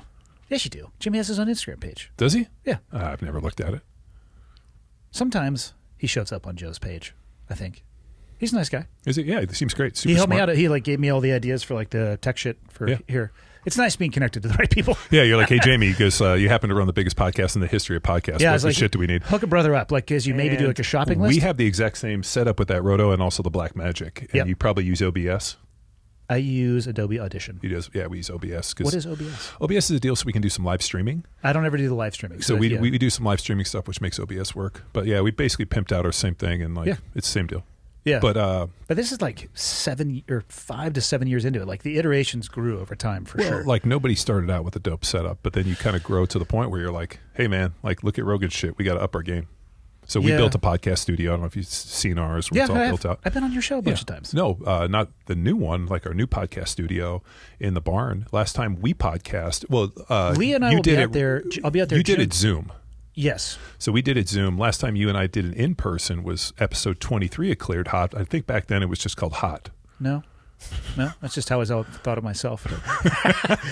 So to go back, I was in this study, right, and these guys. So I was kind of bummed that like, hey, I got this brain damage, and but I'm not going to let this define me. So it kind of sent me on a path of self-discovery, and it started out. I called Matt Lalonde, one of your favorite people. And I was like, Matt, like traumatic brain injury, ketogenic diet started me this way. And I just kind of went on this fact-finding mission of like, how do I heal my brain? If I can remove inflammation, muscle's extremely insulin sensitive, fat's oxidative, like aerobic capacity, mitochondria. The one thing is I'm the longest continuous creatine user on the planet. I can't quote that, but I started creatine when I was like 15 years old. So I got over 30 years taking creatine. What do you take it for? It's a neuroprotectant. So obviously we took it to get bigger and more jacked. How much do you take? 10 grams. So 5 grams in the morning, 5 at night. Every day? Every day. I have for over 30 years. Creatine monohydrate. Okay. Neuroprotectant. They found that like it ramps up ATP, starves off Alzheimer's. Like they're finding all this amazing stuff for it. Andy Galpin just posted a really cool thing where they actually looked at people taking 10 grams. The structure of the bones was different. They weren't thicker, but they were structurally different. Is that like a scoop? Yeah, just whatever the scoop is, morning and night. Okay. And what's your diet? What's mine? Yeah. How do you eat? I eat a high protein diet. So I try to eat somewhere between 250 and 275 grams of protein. Yeah. I mix. I'm in this like Roy G. Biv deal, which is basically I eat for variety, right? Red, orange, blue, green, indigo, violet. I rotate through different proteins. I rotate steak, chicken, and turkey. Fish maybe on occasion if we get some like decent frozen stuff and you shipped in. But I cook every single meal. We eat out maybe one day a week, but I eat most everything. So everything's obviously high protein base, and then I kind of balance between carbohydrates, but it's pretty much still a paleo diet except with rice. I like rice cakes. I crush up rice cakes and ground beef. And really? Yeah. Like for burgers? No, I just basically cook ground beef. I portion out about 12 to 14 ounces, and then I take 2 rice cakes and I crush them and I mix it up with salt and I eat that. Okay. Avoiding processed carbs? Yeah. So I pretty much one ingredient is pretty much the way I've looked at it. What would you recommend for people post jiu-jitsu? Because there's psychopaths like Rob Wolf who brings glucose tabs to the fucking gym, and if he's like, oh yeah, if I'm gonna have a spicy roll with the bigger guy, I'll go take a cube. I'm like, you're wearing people's skin at fucking home at night. Well, you got a noose around your neck, jerking off in the closet to a fucking chicken breast. Robbie, hypothetically, no. Well, so Rob is not like as badass as that motherfucker is, and he's probably like the first dude that I would call if there's ever a fucking fight. That dude is like an absolute, like a honey badger pit bull, and he's smarter than both of us put together, multiplied by a bunch. Yeah, he's still fucking one of legit, like nerd scientist. And then you ask him a question, and he's like, oh, you remember he used to wear glasses? I miss it, dude. I miss that. And he would absolutely just tear people to shreds. But unfortunately, Robbie is, and I go, as soon as I say Robbie, I use the Glassman, not as durable. So because he's a little guy, knows, stomach issues. I mean, he almost died of like Crohn's disease. So he's just very stomach sensitive. Yeah. So a lot of like what he's doing is because he has a very tiny margin of error on everything, like the glucose. Like he's super regimented. And if he wasn't, he'd be a way bigger mess. Whereas I think the bigger, more muscle you carry, just the bigger you are, the more durable you are. Where we have a bigger margin of error. So for me, I would just probably be like, I don't know, I'm going to probably drink coffee and eat some meat.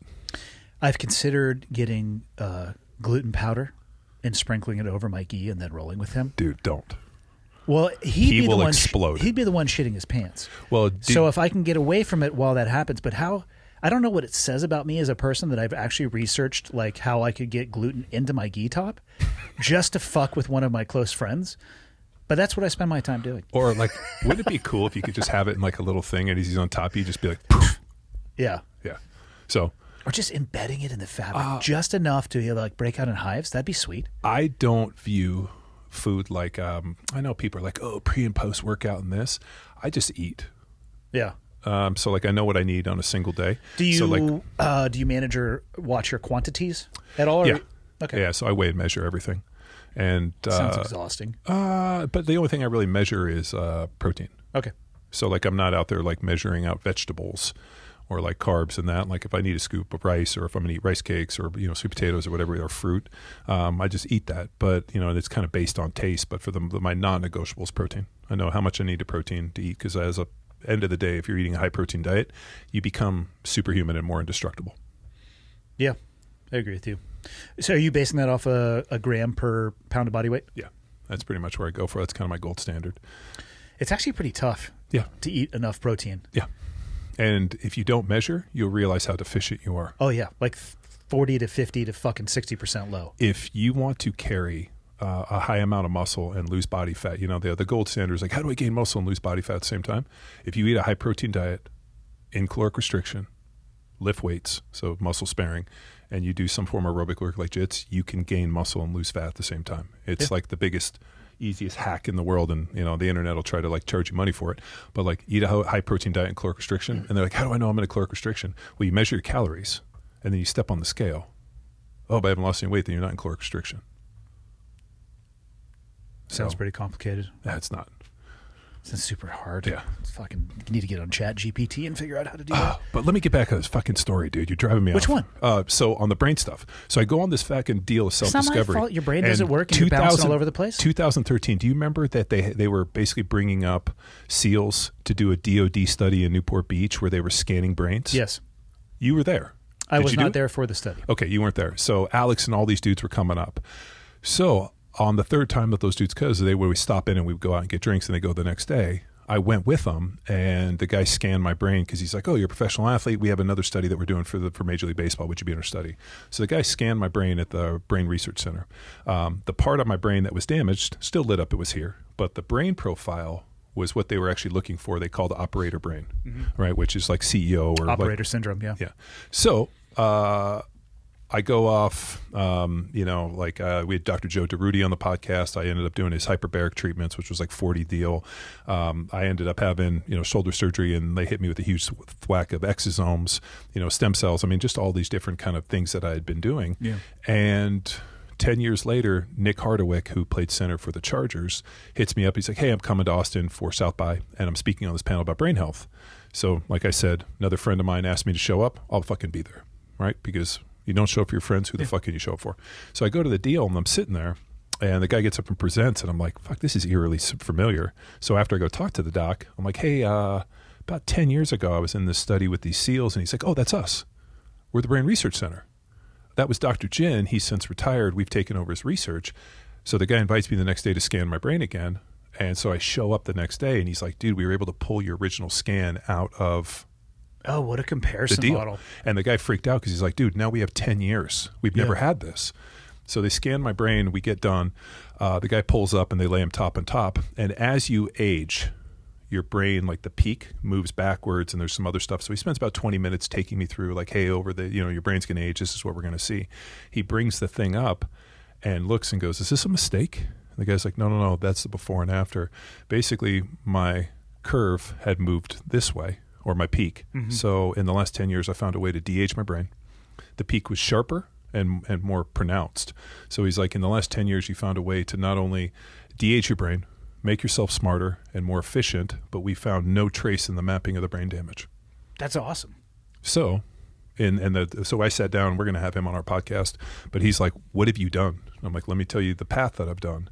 So, people have reached out to me and been like, I'm having brain issues in this. I'm like, I'll tell you exactly what I did. The problem is it's just not easy to do because you have to be consistent.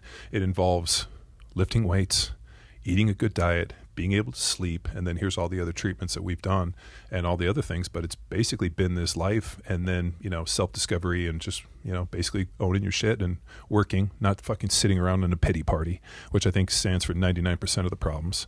Not consuming drugs and not to say that I'm a monk and don't drink, but like not getting fucked up every day, not being, your serotonin being whacked by watching porn all day or, being scrolling, but actually like learning.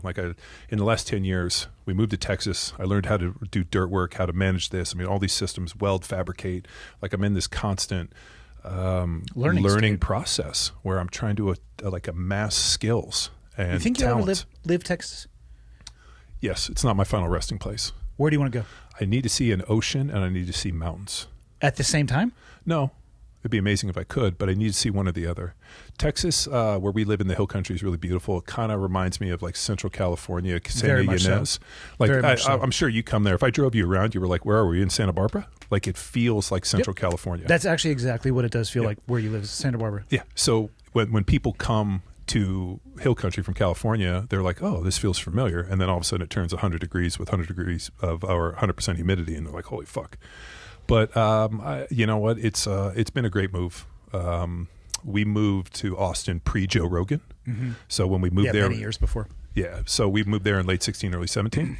The problem is Austin post-Joe Rogan has fucking exploded. Is it post-Joe Rogan or post-pandemic? God. It was Joe Rogan who has billion downloads a week on his deal. He has multiple billion downloads. And him basically talking how great Austin, Texas is. And people literally being like, well, if it's good enough for Joe Rogan, it's good enough for me. So they need to give him a key to the city for not only his comedy club. Have you been? I have not. I'm hoping to go in June. I've heard good things. So Arash, who's one of my fighters, they basically pulled a bunch of judo and a bunch of like legit cats. So they got Arash to work there. So I've been meaning to go. I just haven't had time to go. Okay, we should go. I'm in. Lee and I will be there June 6th and 7th. I'd love to. Yeah, we fly in the 5th, fly out the 8th. Okay.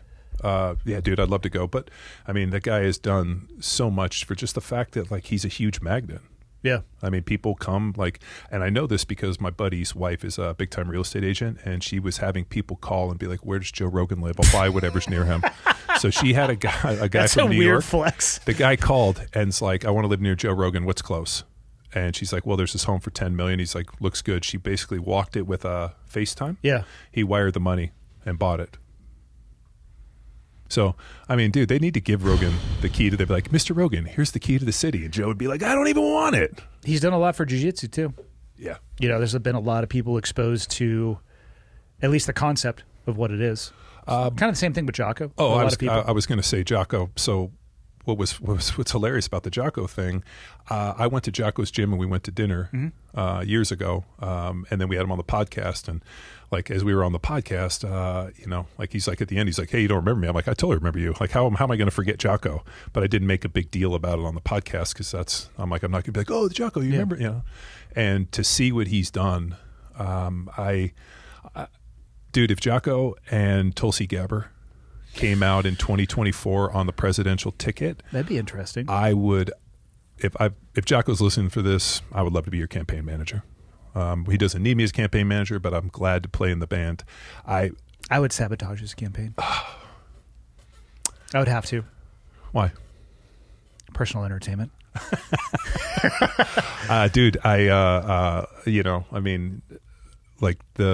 I do appreciate all of his stuff. He just had Parsley on, and Parsley is such a fucking amazing dude. Parsley was with us for a portion of the jumping stuff in January. Oh, that's right. You were with Mike and them on the 7 deal. So I like to say Mike was with me, but it's fine. However you'd want to. So he told me you were messing with him about his jumping because he doesn't. Yeah, he sucks at it. Well, he doesn't. He has a fake hip. Tell me something else that doesn't matter. when it comes to skydiving. I was like, well, you are. Oh, is that what he would? Did he pull the fucking fake hip defense? Well, no, I asked him. I can't fly well in the air because my hip. I asked him how did it go, and he's like, Andy was talking shit to me. I'm like, well, like it wouldn't be stump unless somebody was talking shit. Do you want to see terabytes of footage of him tumbling through the air? It's not my fault. If you write that fucking check, I'm cashing it every time you give me the opportunity. Yeah, well, that's what you do. You're like, how am I not supposed to call you out? But he was like, Andy was on. I was like, it's part of Andy's thing. He's got to find some way to fuck with him. He tries. And be like, well, but then, blah, blah, blah, blah, blah. I'm like, okay, first off, you're playing checkers blindfolded, missing half your pieces. I'm about to fuck you up.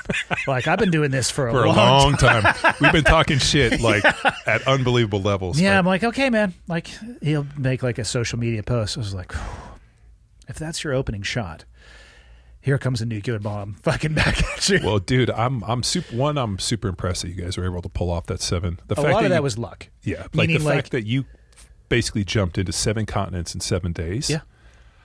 The logistical, I mean, I know you guys and, we planned for 18 months. When I say luck, what I mean is we didn't lose a single bag.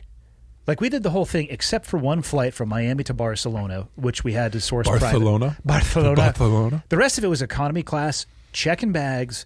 Guys' rigs were bigger. I was carry-on after Miami, but we didn't lose a single fucking bag. We didn't miss a single fucking flight. There wasn't you know what I mean? What was the highlight? The jump over Cairo. Oh, when you flew it in on the Great Pyramid? Oh, like on the Giza Plateau?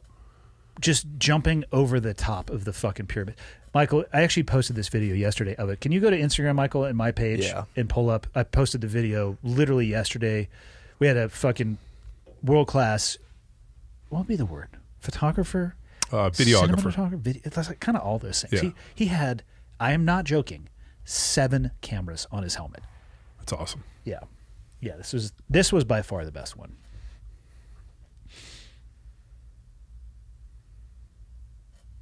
It just, that visual, I'm like, what the fuck is going on here? That's Mike right there. See, yeah, he can't get his legs open. Yeah, he'll be okay. Yeah. Yeah, no, because I was trying to help him with the training stuff, and he was taking me through the hip stuff. So we've been doing a bunch of hip mobility. Yeah. I don't think he can do jits. So looking down in free fall, I'm like, what in the actual fuck is going on here? Like, we're just skydiving over the fucking Great Pyramids of Giza. Now, are you allowed to do that, or did you have to get some special permitting? It is not something that they do often, but it is something that is done there often enough that there was a skydiving operation that we just dovetailed right into their normal thing. Nice. We were, there goes Mike. He's like, look how good my track is. I had to explain to him that the cameraman was going in the other direction. Oh, it's Mike in the jeans? Just kind of... Those were not jeans. Those were, how do you fucking say the brand? Fjallraven. Whatever the fuck. Fjallraven? You've seen them before. No. It's a very common Eastern. They have stores. Oh. Yeah. It's got some of the words have the weird little dots over the top. So were they not skydiving jeans? They were more like adventure pants. Ah, okay. All right. Yeah. I just think you'd be fucking rocking Levi's. I was wearing Sitka pants. Yeah. Yeah, most of the training jumps I did you don't need like a special jumpsuit. No, you just fucking, dude, you got to fight like you trained. Like fucking, it's like in jiu-jitsu. Like, you might not be wearing your gi when you walk out on the street. Like, and if you got to like in trouble at a bar and you go out to the car and put on your gi. Some people do wear their gi out, and I like it. I'm here for it. I've run into people who are clearly grocery shopping right after class with their belt and gi top on. Ooh. And I'm fucking here for it because so at that you're point, living your best life. At that point, you just go cross collar choke in the fucking it's like, you know what? aisle. Like, you're limited on time. Probably have kids, but you squeeze training in. I support you being in the fucking produce aisle with Crocs on and your gi. Have you ever seen anybody out in town, Michael? I've seen people with gi pants on right after training, walking out. Yeah. Just get up in the morning, throw your gi pants on, and be like, these things are so amazingly uncomfortable. Yeah, indeed. Dude, what do you think? So you think Jocko and Tulsi Gabbard 2024? Because here's the problem. He won't do it. I think that there needs to be an age requirement for president. Do you mean a maximum limit? Yes. Yeah. I think Why would you say that? You don't want an octogenarian who's almost 90 and clearly not cognitively with it running the ship? No, he's in the throes of dementia. I don't know if you've seen, but like just the gait and the lack of arm swing, like there's no contralateral movement. Like People it's- listen. People fall down upstairs all the time. Yeah, no, there's a lot of problems, but the fact that we're living in a time where technology is moving so fast, there's cryptocurrencies and phones and social media. You're talking about somebody who was born, he was born in the early 40s. So 1840, yeah. Yeah, I mean, he's born probably around World War II. I mean, the Pearl Harbor was probably, pretty close. I mean, what he was born in maybe 39 or 40. Well, just ask yourself this. Would you want somebody his age flying an airplane that you were a passenger on? No, and if the my answer to that mom's- is clearly fucking no, then what are we doing? My mom's 83. She's super fit. She walks. She's totally with it. I don't want my mom running the country. And you know what? Especially a guy who has never worked. I mean, he's been in politics his entire life. He's never run a business. I just think it's really difficult. And then the problem is, we just have,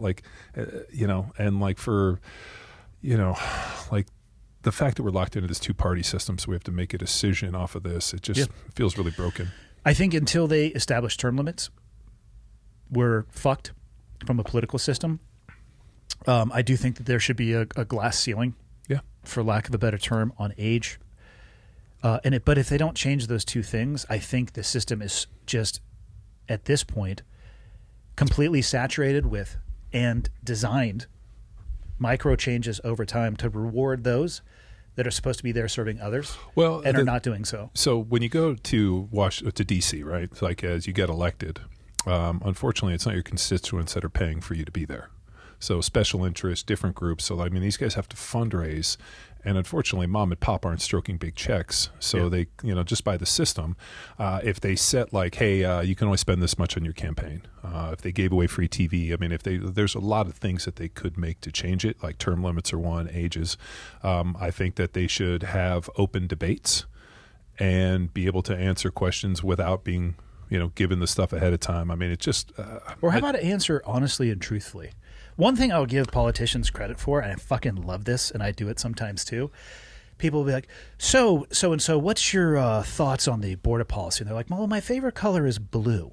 And then they just go and fucking talk about something else completely, which is a skill that it's that's kind of awesome, and I will do it sometimes as well. You're like, I always love rainbows. Yeah, totally. And they just throw and it they off. just move on to the next question. Yeah. So it's an answer without actually answering it. Well, it's because some of the problems are almost insurmountable, right? There's, Title 42's ending.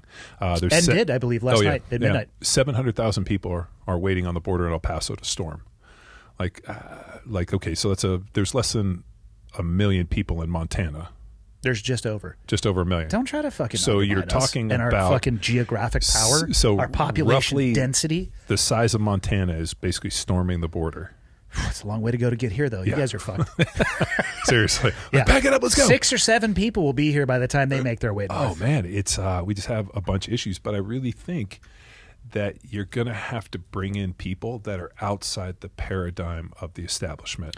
Like a dude like Jocko puts his hand up and he's like, I don't want to do this, but I'll have to do it.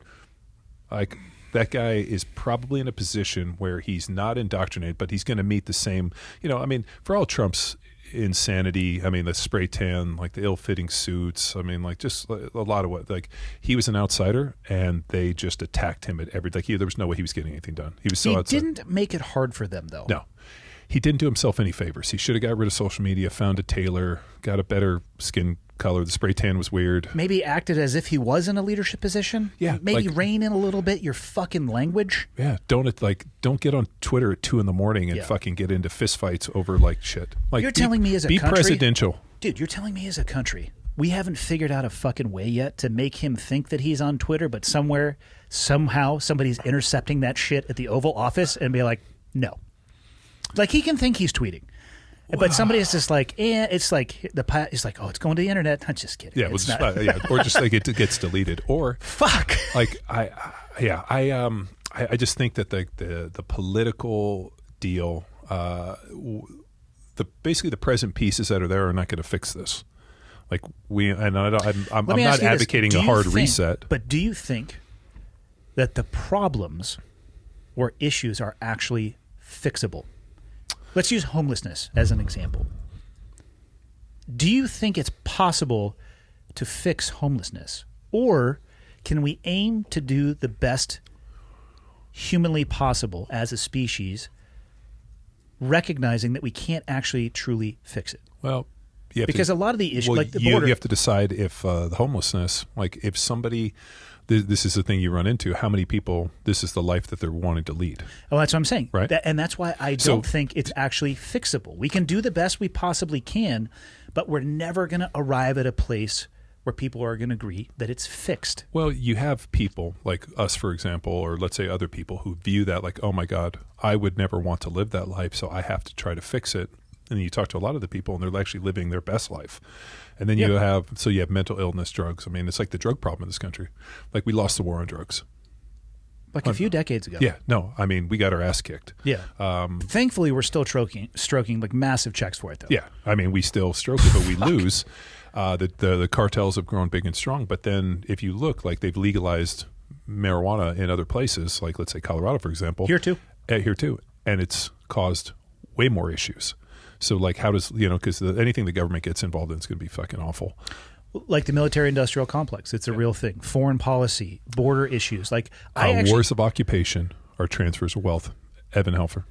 Evan Hafer? Yeah. I mean Hafer. Yeah. Hafer. Heifer. Ooh, I like Heifer. That's what his name is from here on out. Isn't Evan it Hafer. Hafer? Hafer? Yeah. Heifer? I'm sorry. Didn't you go to college for a advanced degree that had something to do with the English language? Heifer. I take in so much information that like it's you like forget speed how to reading. Pronounce. No, I just forget last names. Right, I just know him as Evan. Heifer. In my phone, it's Black Rifle Evan.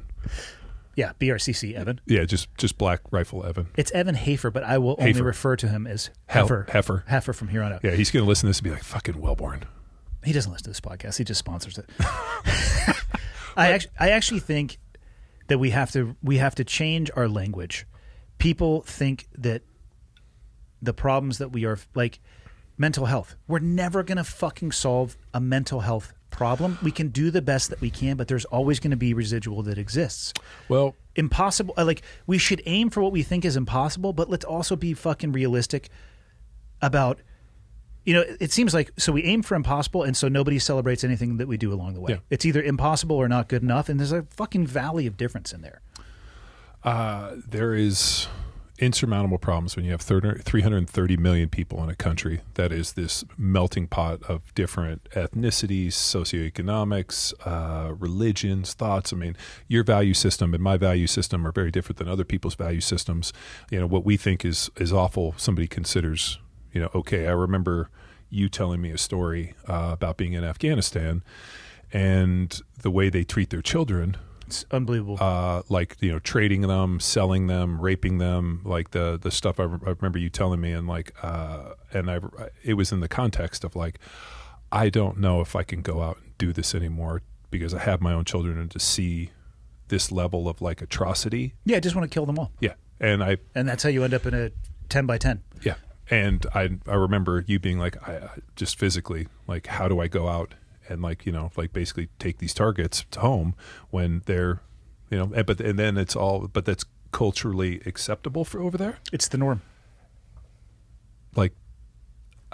I'm speechless in that. Like how, I mean, obviously that's how they were raised, but like extending this cycle of like hurting children, like there's a lot of shit I'm like indifferent about. The minute that it involves hurting children, I'm like, that's when you get the Punisher initiative. Yeah, it's kind of a hard line. Yeah, like just don't fucking hurt kids. And if you do something bad, like just fucking like that should be just like the Jeffrey Epstein stuff, and like just fucking kill. Like how do you involve children in this? And like these people are grooming and doing the whole deal. And you know what? Like I'm willing to go back to work for the U.S. government, and all I ask for are small dossiers with like a Walmart glamour shot and last known address. I'm more than happy to commit my time for free. Yeah. As long as those target packages just keep on coming. You talked about having being extremely rich, like a billionaire. Why haven't the Jeff Bezos of these guys and being like, I'm putting together a group of amazing individuals who are going to go out and strike the fear into those that hurt children. Here are these dossiers. And you know what? Have you heard of the Constitution? Because that's generally, violating rights, due process. things of this nature. Yeah. You don't get to, the Constitution's not a buffet, you know? Yeah. I mean, even scumbags have the right to deal, but Innocent until proven guilty. But when you're like proven guilty at the Then- middle of the night, somebody who's really good at showing up at other people's houses quietly slides into your room, and just puts a black bag over your head and takes you out. and you go and you really have a painful end to your existence. Yeah, man. I like to this day when you were like when we talked about that, like I don't think anything has ever bummed me out as much, and then also endeared me to the people that were doing that job to where I was like, you know what? If what I do helps these individuals so that they can go out and strike fear into those people, I'm happy to help train Batman or the Punisher. And that's the way I've always viewed those guys is like, hey, The Punisher, the combination of both. yeah, like it's That's what we'll have Michael wear, is a Batman mask. Is that okay? yeah, I'm in. Would that be better? He's like a Batman is Batman. better than Than the Orville Peck? Orville Peck. What do you think about an Who's Iron- Orville Peck? Go ahead, He's a Michael. country This is what singer, Michael's yeah. going to look like. As soon as I get a camera facing him, this is what people are going to see. Right. Hold You'll on. dig it. I mean, you're definitely going to appreciate this motif. So Oh, most let me definitely. see this. Oh God. Dude. So the gimp. Precisely. This is What? He doesn't want to be famous, so, So that's weird. how he performs. This is like Sia or whatever. yeah. This is Sia. Andy's Sigh. idea of humor. It's not my idea of humor. It's my idea of what's fucking awesome. He could be the unknown Subjective. producer of Cleared Hot. He could imagine, John. Is this guy a singer? Yeah. Imagine the freedom he would have to walk the streets unmolested because Right. nobody. Look at on the right. That's him. That's Michael producing, flipping switches, and he'll have a button where he can answer questions, but nobody will know Dude, what he this looks weird. like. This world is so weird. I have a solution, Andy. It's What so is it? weird. An Iron Man mask that opens? We keep the setup we have now, Yeah. where there's not even a camera on me, Yeah. so nobody need know. That's not even remotely entertaining enough for me. So what are you going to do with your life? Man, that's a question I ask myself. I don't know. I just want to live a full and rich life. You know, I want to be the best version of who I can be. Kind of the same thing about an example for my kids. Dude, I was super stoked to see your one son at Jits and then see the other son, and because I knew them as little boys, Yeah. like as little kids. I mean, they didn't remember me, Yeah. but I remember them as running around the backyard with. Dude, they were micro Yeah, the last time and, you saw them. Yeah, and like when your son rolled over me, I'm like, shit, you don't remember me, do you? I remember you. So like to see that. So for your seeds to grow strong, they got to grow close to you. You got to be able to manage your seeds. So the fact that you have your children close to you is probably like the most indicative thing of success, because when your kids can stand you, but they grow strong close to their parents. And like I want to keep my Yeah. seeds close. I find that one, I would, I know you went through a tough deal with the divorce, and it's easy just to like, well, that was a different life, and I'm going to do this and this and this. But like you're like, you can't leave your family behind. Like just because this didn't work, like it's not these kids' fault, and I owe it to them to Yeah. make sure that they become competent, self-sufficient, intelligent, well-adjusted children in the face of all this. And the only way they do that is by one being the example that you want to see in this life and being an honorable person. Yeah, I hope it's enough. Well, the fact that you say that means that, like, I think about that all the time. Am I doing enough? Have I done enough? Am I being the person that they need to be? And like, I think when people are like, yeah, I got this, that's when all of a sudden, Yeah. I mean, like they're like, I'm in this constant imposter syndrome. Like, and what am I doing fucking means anything. Like, who the like, I get into this all the I time. have that conversation with myself every morning in the mirror when I'm brushing my teeth. It's the Imposter syndrome. Oh, every day. I've never felt in anything that I do in my life that I've like arrived, like I have it nailed. I constantly am like, do I even know what the fuck I'm talking about? Am I even qualified to be Well, doing? then people are like, anything? Andy's so smart. I'm like, No, I'm a fucking retard, I was as like- you know. It's like, yeah, it's. I constantly think. I use the word constantly, but I think about this way too often, that there's been morons that have raised Nobel laureates and presidents in this. yeah, So the one thing, though, that I learned from my dad is consistency. Be honorable. Take care of your friends and your family. And you know what? Like when I got to go, when my dad passed away, I mean, there wasn't a seat in that house. I mean, there was standing room only, and there was no standing room. Yeah. And the people that showed up to tell me stories about my dad that he had never told me, like I got, like, it was amazing. Like, he'd helped people and done things and never told Yeah. anybody in this. And these, like, this guy comes over crying, like, let me tell you all the way your dad helped me. And like, I just knew that like this guy goes and has pizza with him on Friday. Like my dad did things in terms of being a lawyer and was extremely skilled at what he did and was an amazing person in that way and was extremely impactful to me. So I think for you having your kids around, like the fact that you were smashing your son at jiu-jitsu, I loved every minute of it, and you didn't let him win. No. We're just, I know. Life doesn't let you fucking win. And I wasn't even giving him all my weight. I saved that for Michael. But how cool was it that he's like, yeah, I jits at this thing I used to roll with my dad for the same reason that like I take my daughter and she's like, like I wasn't going to let her do it by herself, so I'm happy to go do it. Yeah. And then, she comes home and like all these dudes that are some of the best in the world are daddy's friends, or, like we went to, when the guys were in town, we went to dinner and one of the guys had been on the Bin Laden raid. And so we're sitting there kind of like talking about it, and we're talking about this. Did he kill Bin Laden too? Everybody killed Bin Laden. Everybody did, that's I right. think it was just one dude that raised his hand real quick. I think everybody put a bullet in him. Yeah. How do I answer that? Well, let's just say, yeah, more than likely. What I mean is... Do you remember the... what I mean is there's so many people who claim to have done that. Yeah. That it's... And let me just tell you, the person who...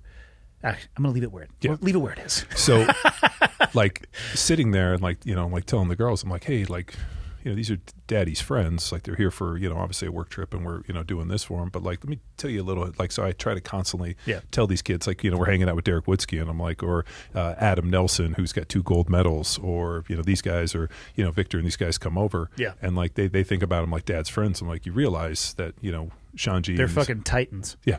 Like, there's guys that win gold medals. I mean, these have been amazing people for them to be around. And I think exposing your kids to greatness, and where they, like, it doesn't seem insurmountable. Be like, wait a minute, like that guy. I mean, and what's great is your kids, in terms of like, working with you and coming in and meeting people and all the circles you go in, like, greatness is attainable because you can see it. Yeah. And I think for a lot of people, it feels insurmountable because it always looks like through the lens of social media, you see other people. When all of a sudden you're, talking to somebody who, like you said, a billionaire, it becomes more attainable. It seemed like a normal dude. I think they just figured it out a little quicker than me, or maybe, took action at a time, a fortune at a time. Yeah. I think about every day whether or not I've been a good enough parent for my kids. I did miss a good portion of their life when they were younger, and I'm glad that my operational portion of my career ended when they were young. I mean, I kissed my daughter goodbye in her crib the last time I deployed. Yep. My oldest, Riley, we've only had very few conversations about it. They never ask me about my old job, which I'm so fucking happy about. I'd rather just be their dad. But I do. I mean, I worry about the things that I missed. The divorce was not easy on them. Yeah. I mean, I didn't talk to Riley for a year and a half. He, for his own reasons, and I actually haven't ever asked him about it. Didn't want to have anything to do with me. And it's his path to walk. Tyler and Julia were challenging at times, but like, it's not lost on me the impact that it had, or that it could continue to have. And the message, I've talked with my dad about it a lot. And he's actually moving up here. He just sold his house, so he just got under contract because he wants to be closer to his family. Yeah. And fuck, like, he's got a few laps around the sun left on him, but I look at what he's doing and what he wants to do and why he's moving. Like, that's what I want to be able to do as well. And I want him to be up here. Like, for me, a successful life would be when I get to the end of the road and it's like having conversations with my kids, like, like, I don't have much time left. And they say, well, come spend it with me. Yeah. Like, that would be fucking success for me in this life. I hope I'm walking that path for them. It's fucking hard, man. So when my dad was sick, we're sitting around trying to like come up with reasons for him to fight. And we started going through bucket list stuff. Like, Dad, is there anything left to do? What do you want to do? And everything on his bucket list was things that he had already done. He just wanted to do them with us. So he got super into scuba diving, like got into this Rotary group, and he scuba dived all over the world, like Truck Lagoon and the Great Barrier Reef. I mean, he was into this for years. And he's like, like, we did this and we went to the Galapagos, and he's like, man, I'm so sad that you guys weren't there, so I want to redo it with everybody. So everything on his bucket list was redoing the things that he'd already done, but with us. Yeah. And my brother was like, my brother Ed and I still to this day, we're like, well, you know what? Like, if we're going to do something amazing, we got to take the kids. Yeah. Because I don't want to be on my deathbed feeling regret that I didn't have the people that I wanted with me. Yeah. to be able to experience these things. I just took Tyler with Lee and I to Costa Rica. He did a full week-long jiu-jitsu seminar with us, stayed there. Nice. Like, I try to involve him as much. Like, it's Where'd you guys go? Tamarindo. So we went last year to Santa Teresa Beach and Manzanilla. Western side or eastern side? Pacific side. Okay. All the way down south at the peninsula. I know why that's a blue zone. And if you said to me, hey, let's all move to Costa Rica, I'd move tomorrow. I loved it. The food was great. Yeah. We're actually going back to Tamarindo. I'm taking all three of them with me in November. Same place, Tamarindo. Yeah. For where Tyler and Leah will do a jiu-jitsu seminar. I'm trying to entice Riley to get back on the mats. Julia's doing wrestling. Her first wrestling match, she got disqualified for biting a girl, which I'm fucking here for it. Totally here for it. Where'd she bite her? Hand came across her face. She's like, ah! I'm like, she claims she didn't really do it. I don't care either way. I think it's an awesome story. I'm like, fucking whatever. That's a great one. Yeah, I love it. I mean, where are you going to go from there? This pinnacle. But I think the measure for your success going forward, I mean, obviously you've had such a storied career and all the things. I mean, it's funny, like I'll replay some of our conversations and things that you mentioned in passing. I mean, you've had a pretty cool career, and then especially working with the guys at the development group, like seeing that aspect of it. But I mean, like, what's the marker for success? And if it's the success of your children, yeah, I don't know if there's a better marker for that. And like keeping them close to you so that you're constantly influencing them. Like, I mean, at some point, as like they always say, daughters never leave but sons. But I knew when I went to college, like my dad still called me every day, and they came up in this, and like, I always had such a great relationship with them that I felt like at the end when he passed, obviously I wake up, I'm sad I don't get to talk to him, but like I wasn't like, oh, if only I hadn't been there more. Yeah. Like he came to just about every football game the last couple of years. I mean, we did so much stuff, and I think I never want to live with regrets. They always say you don't regret the things you did, you regret the things you didn't do. Yeah, true story, man. You get to the end and you're like, oh, if only I'd called my dad or seen this and this. I didn't want that. And hopefully my kids grow up in that same deal and want you around even when you're not cool. Yeah. Yeah. What do you think Rob's doing right now? Popping glucose tabs and walking around? I'll tell you, that little motherfucker has been rolling at jits for a long time, and the fact that he's as consistent, like I was trying to like, he's there all the time. It's unreal. Yeah. I mean, it's still novel. You've been doing it 5 years. I've obviously been doing way less. But like, he's got to be 15 years at least. I think he has some broken service, if you will. But yeah, like probably 15 years total time. I bet he has 3 to 5 years off in that. Not off, but like a break in training. So my training partner back at in Austin at Six Blades is this guy, Don. He's a 4-stripe purple belt, and he's rolled, I think he's got like 15 years. And, he should be a black belt. I was going to say, it's a really long time to be a purple belt. Well, he moved schools a bunch. And Crayonche. Well, Don't forget to ask Sanjay about being a crayonche. Well, so he's moved schools, and he's like just happy to show up and roll, and he's a incredible training partner, like the best dude, and is really helped me by having that good of a high level training partner to take the time. There's no ego, and we have great roles. And so then when I roll with other people, I'm like I said, I'm in like where you said deep pools. Yeah. And to have really good training partners. I think the secret to jiu-jitsu is having really good training partners.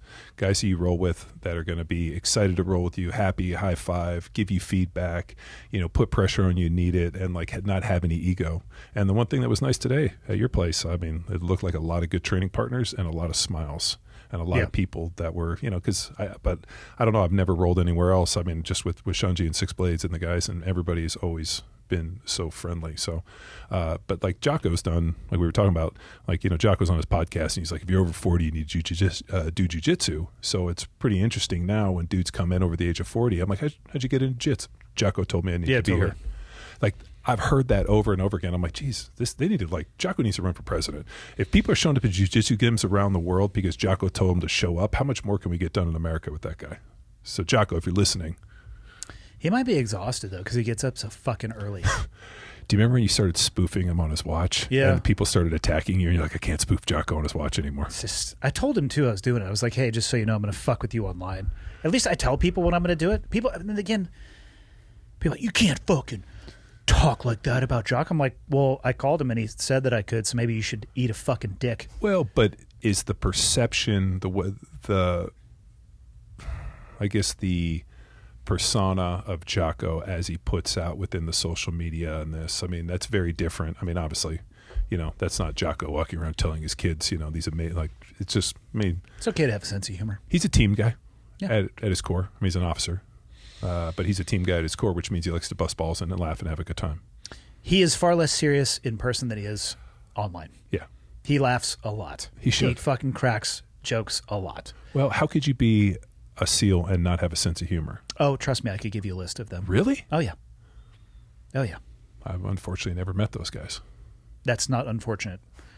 It's just saving you time. They fall squarely into the cunt category, and you can just swipe the table with those. Do you, I mean, obviously, you don't give a shit, but are your previous workmates or people you've worked with, are they maybe critical of like what you've done and your success in this? I don't know. They don't tell me. I try to stay offline. Well, I don't know. Here, what I try to do, the principle that I try to stay true to is just tell the fucking truth. Yeah. I had a super average career. There were people who did way more than me. There were people who did less. I got lucky, if you want to use those terms. Well, just by age. The timing. Yeah, it was a timing issue that I had no control over. I mean, you were what, Green Team when all of a sudden 9/11 hit? No, shortly after 2002. So you went to Green Team after 9/11. Yeah, the first Green Team class after 9/11. Yeah. So you just happened to be in the pipeline. Correct. So when I run into people who maybe or maybe not start telling war stories, fish stories, and they don't fall within our age category, I'm like, you're 36. Probably didn't happen. Yeah, and the reality is, too, like the kinetic battlefield is changing for most elements and most units, and there's nothing that you can do about that. But I think baseline, if you just fucking tell the truth and you're honest about your experiences, I guess people could be upset about your experiences if they didn't have one of those and they wanted to, but that's on them and not on me. Sure. So, I mean, think about how many guys were in your job that were in this peacetime SEALs. Like Parsley's a classic example. He, was a SEAL, gets out, goes to med school, and all of a sudden that hits why he's in med school, and he was able to go on and be a badass SEAL doc. But he's kind of like, I kind of missed that part of it. But yeah, but his generation is what put my generation through training, and you can't lose that. Yeah, and those guys before them were like Vietnam dudes. Yeah. So I mean, Parsley was telling us stories about like the Vietnam guys that trained him, who was like, these guys legitimately were psychopaths. 100%. And he's like amazing, like the best dudes you'd ever want. And there was this kind of this in a very confined environment, yes, yeah, with constraints. They're a liberty risk is the term that we would use. But it's such an interesting thing, and now we're in this weird new space where, like we're kind of like viewing this war, but like, are we involved? Are we not involved? We're deeply involved We in are. many countries throughout the world that people will never know about, and that's okay. And if you want to be a part of that and you don't get the chance to, don't be a cunt about it. The answer to all things that you want to do and all questions that you have in life can't be yes. Get on with it. And then when you're done, go do something else. Yeah. So I know we talked about like the marker for success, for like whether it be the podcast or any of the other things you're doing, like I sat down and looked out about like the marker of success for Power Athlete Radio. I think we're over 700 episodes. We've been doing it for 10 plus years. That's a lot of fucking episodes. Yeah, we did. I mean, and they're not just me talking on a camera. They're like this, like, guest episodes. And my marker for success is, can I have amazing conversations with intelligent people that are doing cool stuff that allow me to continue to grow? Other than that, like, that's my only marker. If it hits number one, if it does, I mean, like, everybody else has all these OKRs for it. But like, can you sit across or have an amazing conversation where you're like, shit, dude, I grew as a person, and the people that hear are better for hearing this information. Because I view a lot of podcasts, I listen, I'm like, this is fucking nonsense. I'm not learning They're anything. aiming for number one, in my opinion, as opposed to what you're talking about. Well, substance, but I clicked on some podcasts. I'm like, dude, I want to shoot myself listening to this. I'm not learning anything, but then I also wonder if like people are doing it for entertainment. I'm trying to glean something to improve upon myself. Yeah, well, you're in that constant learning cycle. That You have described. to. Like, it's constantly sharpening the blade. It's like going to jiu-jitsu, like you said. You show up and I thought it was great. The guy taught something different. Great, let's work on it. Yeah. Whereas all of a sudden, I always hate this, where like you work on something and then all of a sudden you go to roll and nobody uses the shit. Like I make sure as whatever's taught that day to use that in the rolls at the end so I can reinforce it. Yeah. If I just go back to my wheelhouse, like we were working on that pulling guard stuff, I'm like, great, let's pull guard. Even though I hate pulling guard, if that's what we're working on, I'm going to work on that. I see it in your future as a major portion of your game. Pulling guard? Yeah. Imagine how fucked up people will be. They'll never expect it, right? So you'll have this surprise. So what's interesting, and I got to talk to Victor about this, in like high level with these ultras and this stuff, when you pull guard, you can kind of stall dudes out. So when Victor rolled with... You can stall from both sides for clarity. You can look really fucking busy and not be doing anything. So that BJJ Stars, they had that 16-man shootout in Brazil that Victor went down to, and he ended up losing to Eric Benise, who ended up winning the deal. But like Eric pulled guard on him. Yeah. And like, like it just kind of stalled him, and it took Victor a little bit to get rolling. So then, but there's like techniques in this. These guys are so high level that like I don't think anybody wants to put themselves out there. But that's kind of the piece. I don't have any right to criticize jiu-jitsu because I'm like the newest guy at the table. And I'm even newer than you, so I got nothing to criticize. If you watch a lot of the high level gi stuff, people are winning by advantages. Yeah. It's a hesitation, and this is from an outsider who's not in that competitive world, but it appears to be a hesitation to put yourself out there or put yourself in that risky position. And from people who don't know what they're watching, I can only imagine it's ungodly boring. Yeah. Because a lot of people will say, it detracts from the what jiu-jitsu was supposed to be, which is a martial art emphasis on the martial portion. That's like, listen, you're also talking about the highest level of practitioners. I think they'd be okay in a fucking street fight. Like they realize they're playing inside of the rule set that is presented to them. What do you think of the no-gi versus the gi? In what regards? Well, I like the gi. Yeah. Because it trains grips and their handles. Yeah. So it makes me a lot more honest. When we go to the no-gi stuff, I feel like just the underhooks and the grappling and just basically just like the bow constrictor get this. I can escape if somebody has my back. I can roll on them. They can't hold me. So I think both are important. I think the gi makes you more honest. It makes it slower. You can slow things down with a gi. I was asking Joe one time actually because I'm curious about his training because he got his black belt in no gi first and then 10th Planet. He got a black belt from one of the Machados, I believe, and then he got his black belt from Eddie separately. And I asked him. Todd White is one of Jean-Jacques Machado's original black belts, and so he's he lives near me. He's an artist. He was on Joe's podcast, so I think that Jean-Jacques Machado might be there. It was Jean-Jacques. Yeah. Joe said he really likes no gi, but what he does is he uses no gi grips when he trains gi, and it's actually a really good way to make it applicable on both. Mm-hmm. In Montana for the next few months, people are not going to really be wearing pants. They'll be wearing shorts. So, and again, not that you would use a lot of this stuff outside of the artificial environment that we are willing participants in because we're trying to learn and better ourselves. But it is cool that you don't have to develop a movement pattern that is reliant upon, a particular piece of clothing. Mm-hmm. Up here, the gi, for fucking 6 months out of the year, people are wearing gi tops. They just don't recognize it because they look like Arc'teryx jackets. Yeah. You know what I mean? So that's all applicable. But I oftentimes will work no gi grips, even when I am rolling with people in a gi, because there's a lot of overlap. So like no double cross collar chokes. I love a cross collar choke. If it's there, I'll take it. A lot of times when I'm passing, instead of grabbing the pants, and not that I don't grab the pants, I'll just take like a C clamp.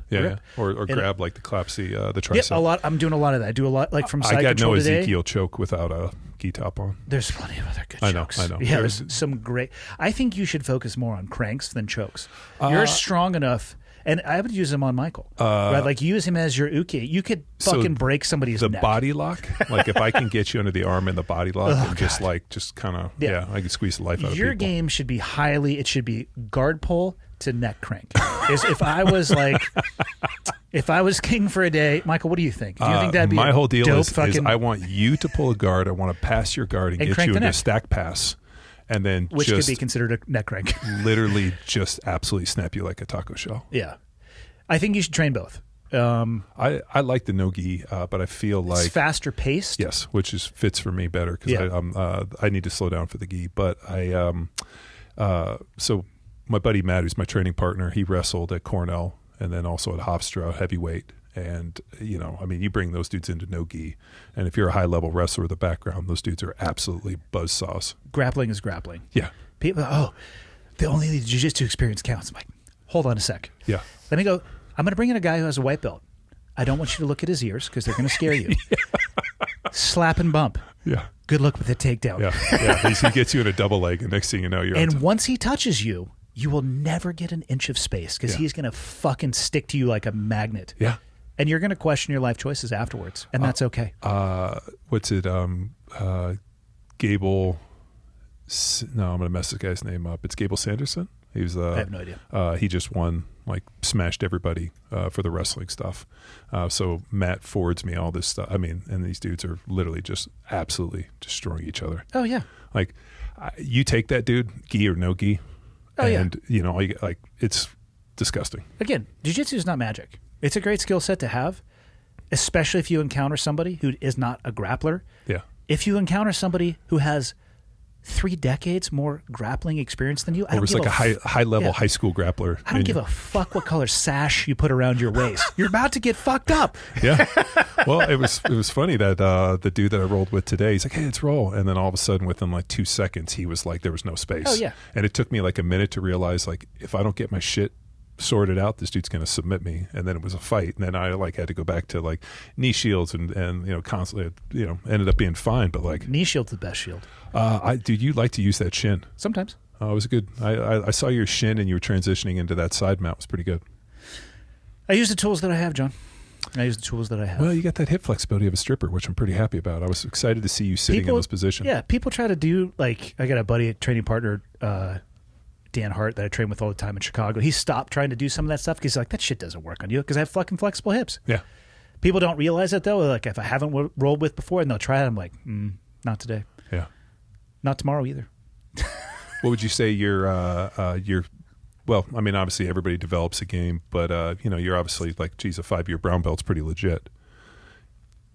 What is is it just training, or is there I don't know what is I just figured that what my game is. Well, no, but what's the difference between Andy as a brown belt and a black belt?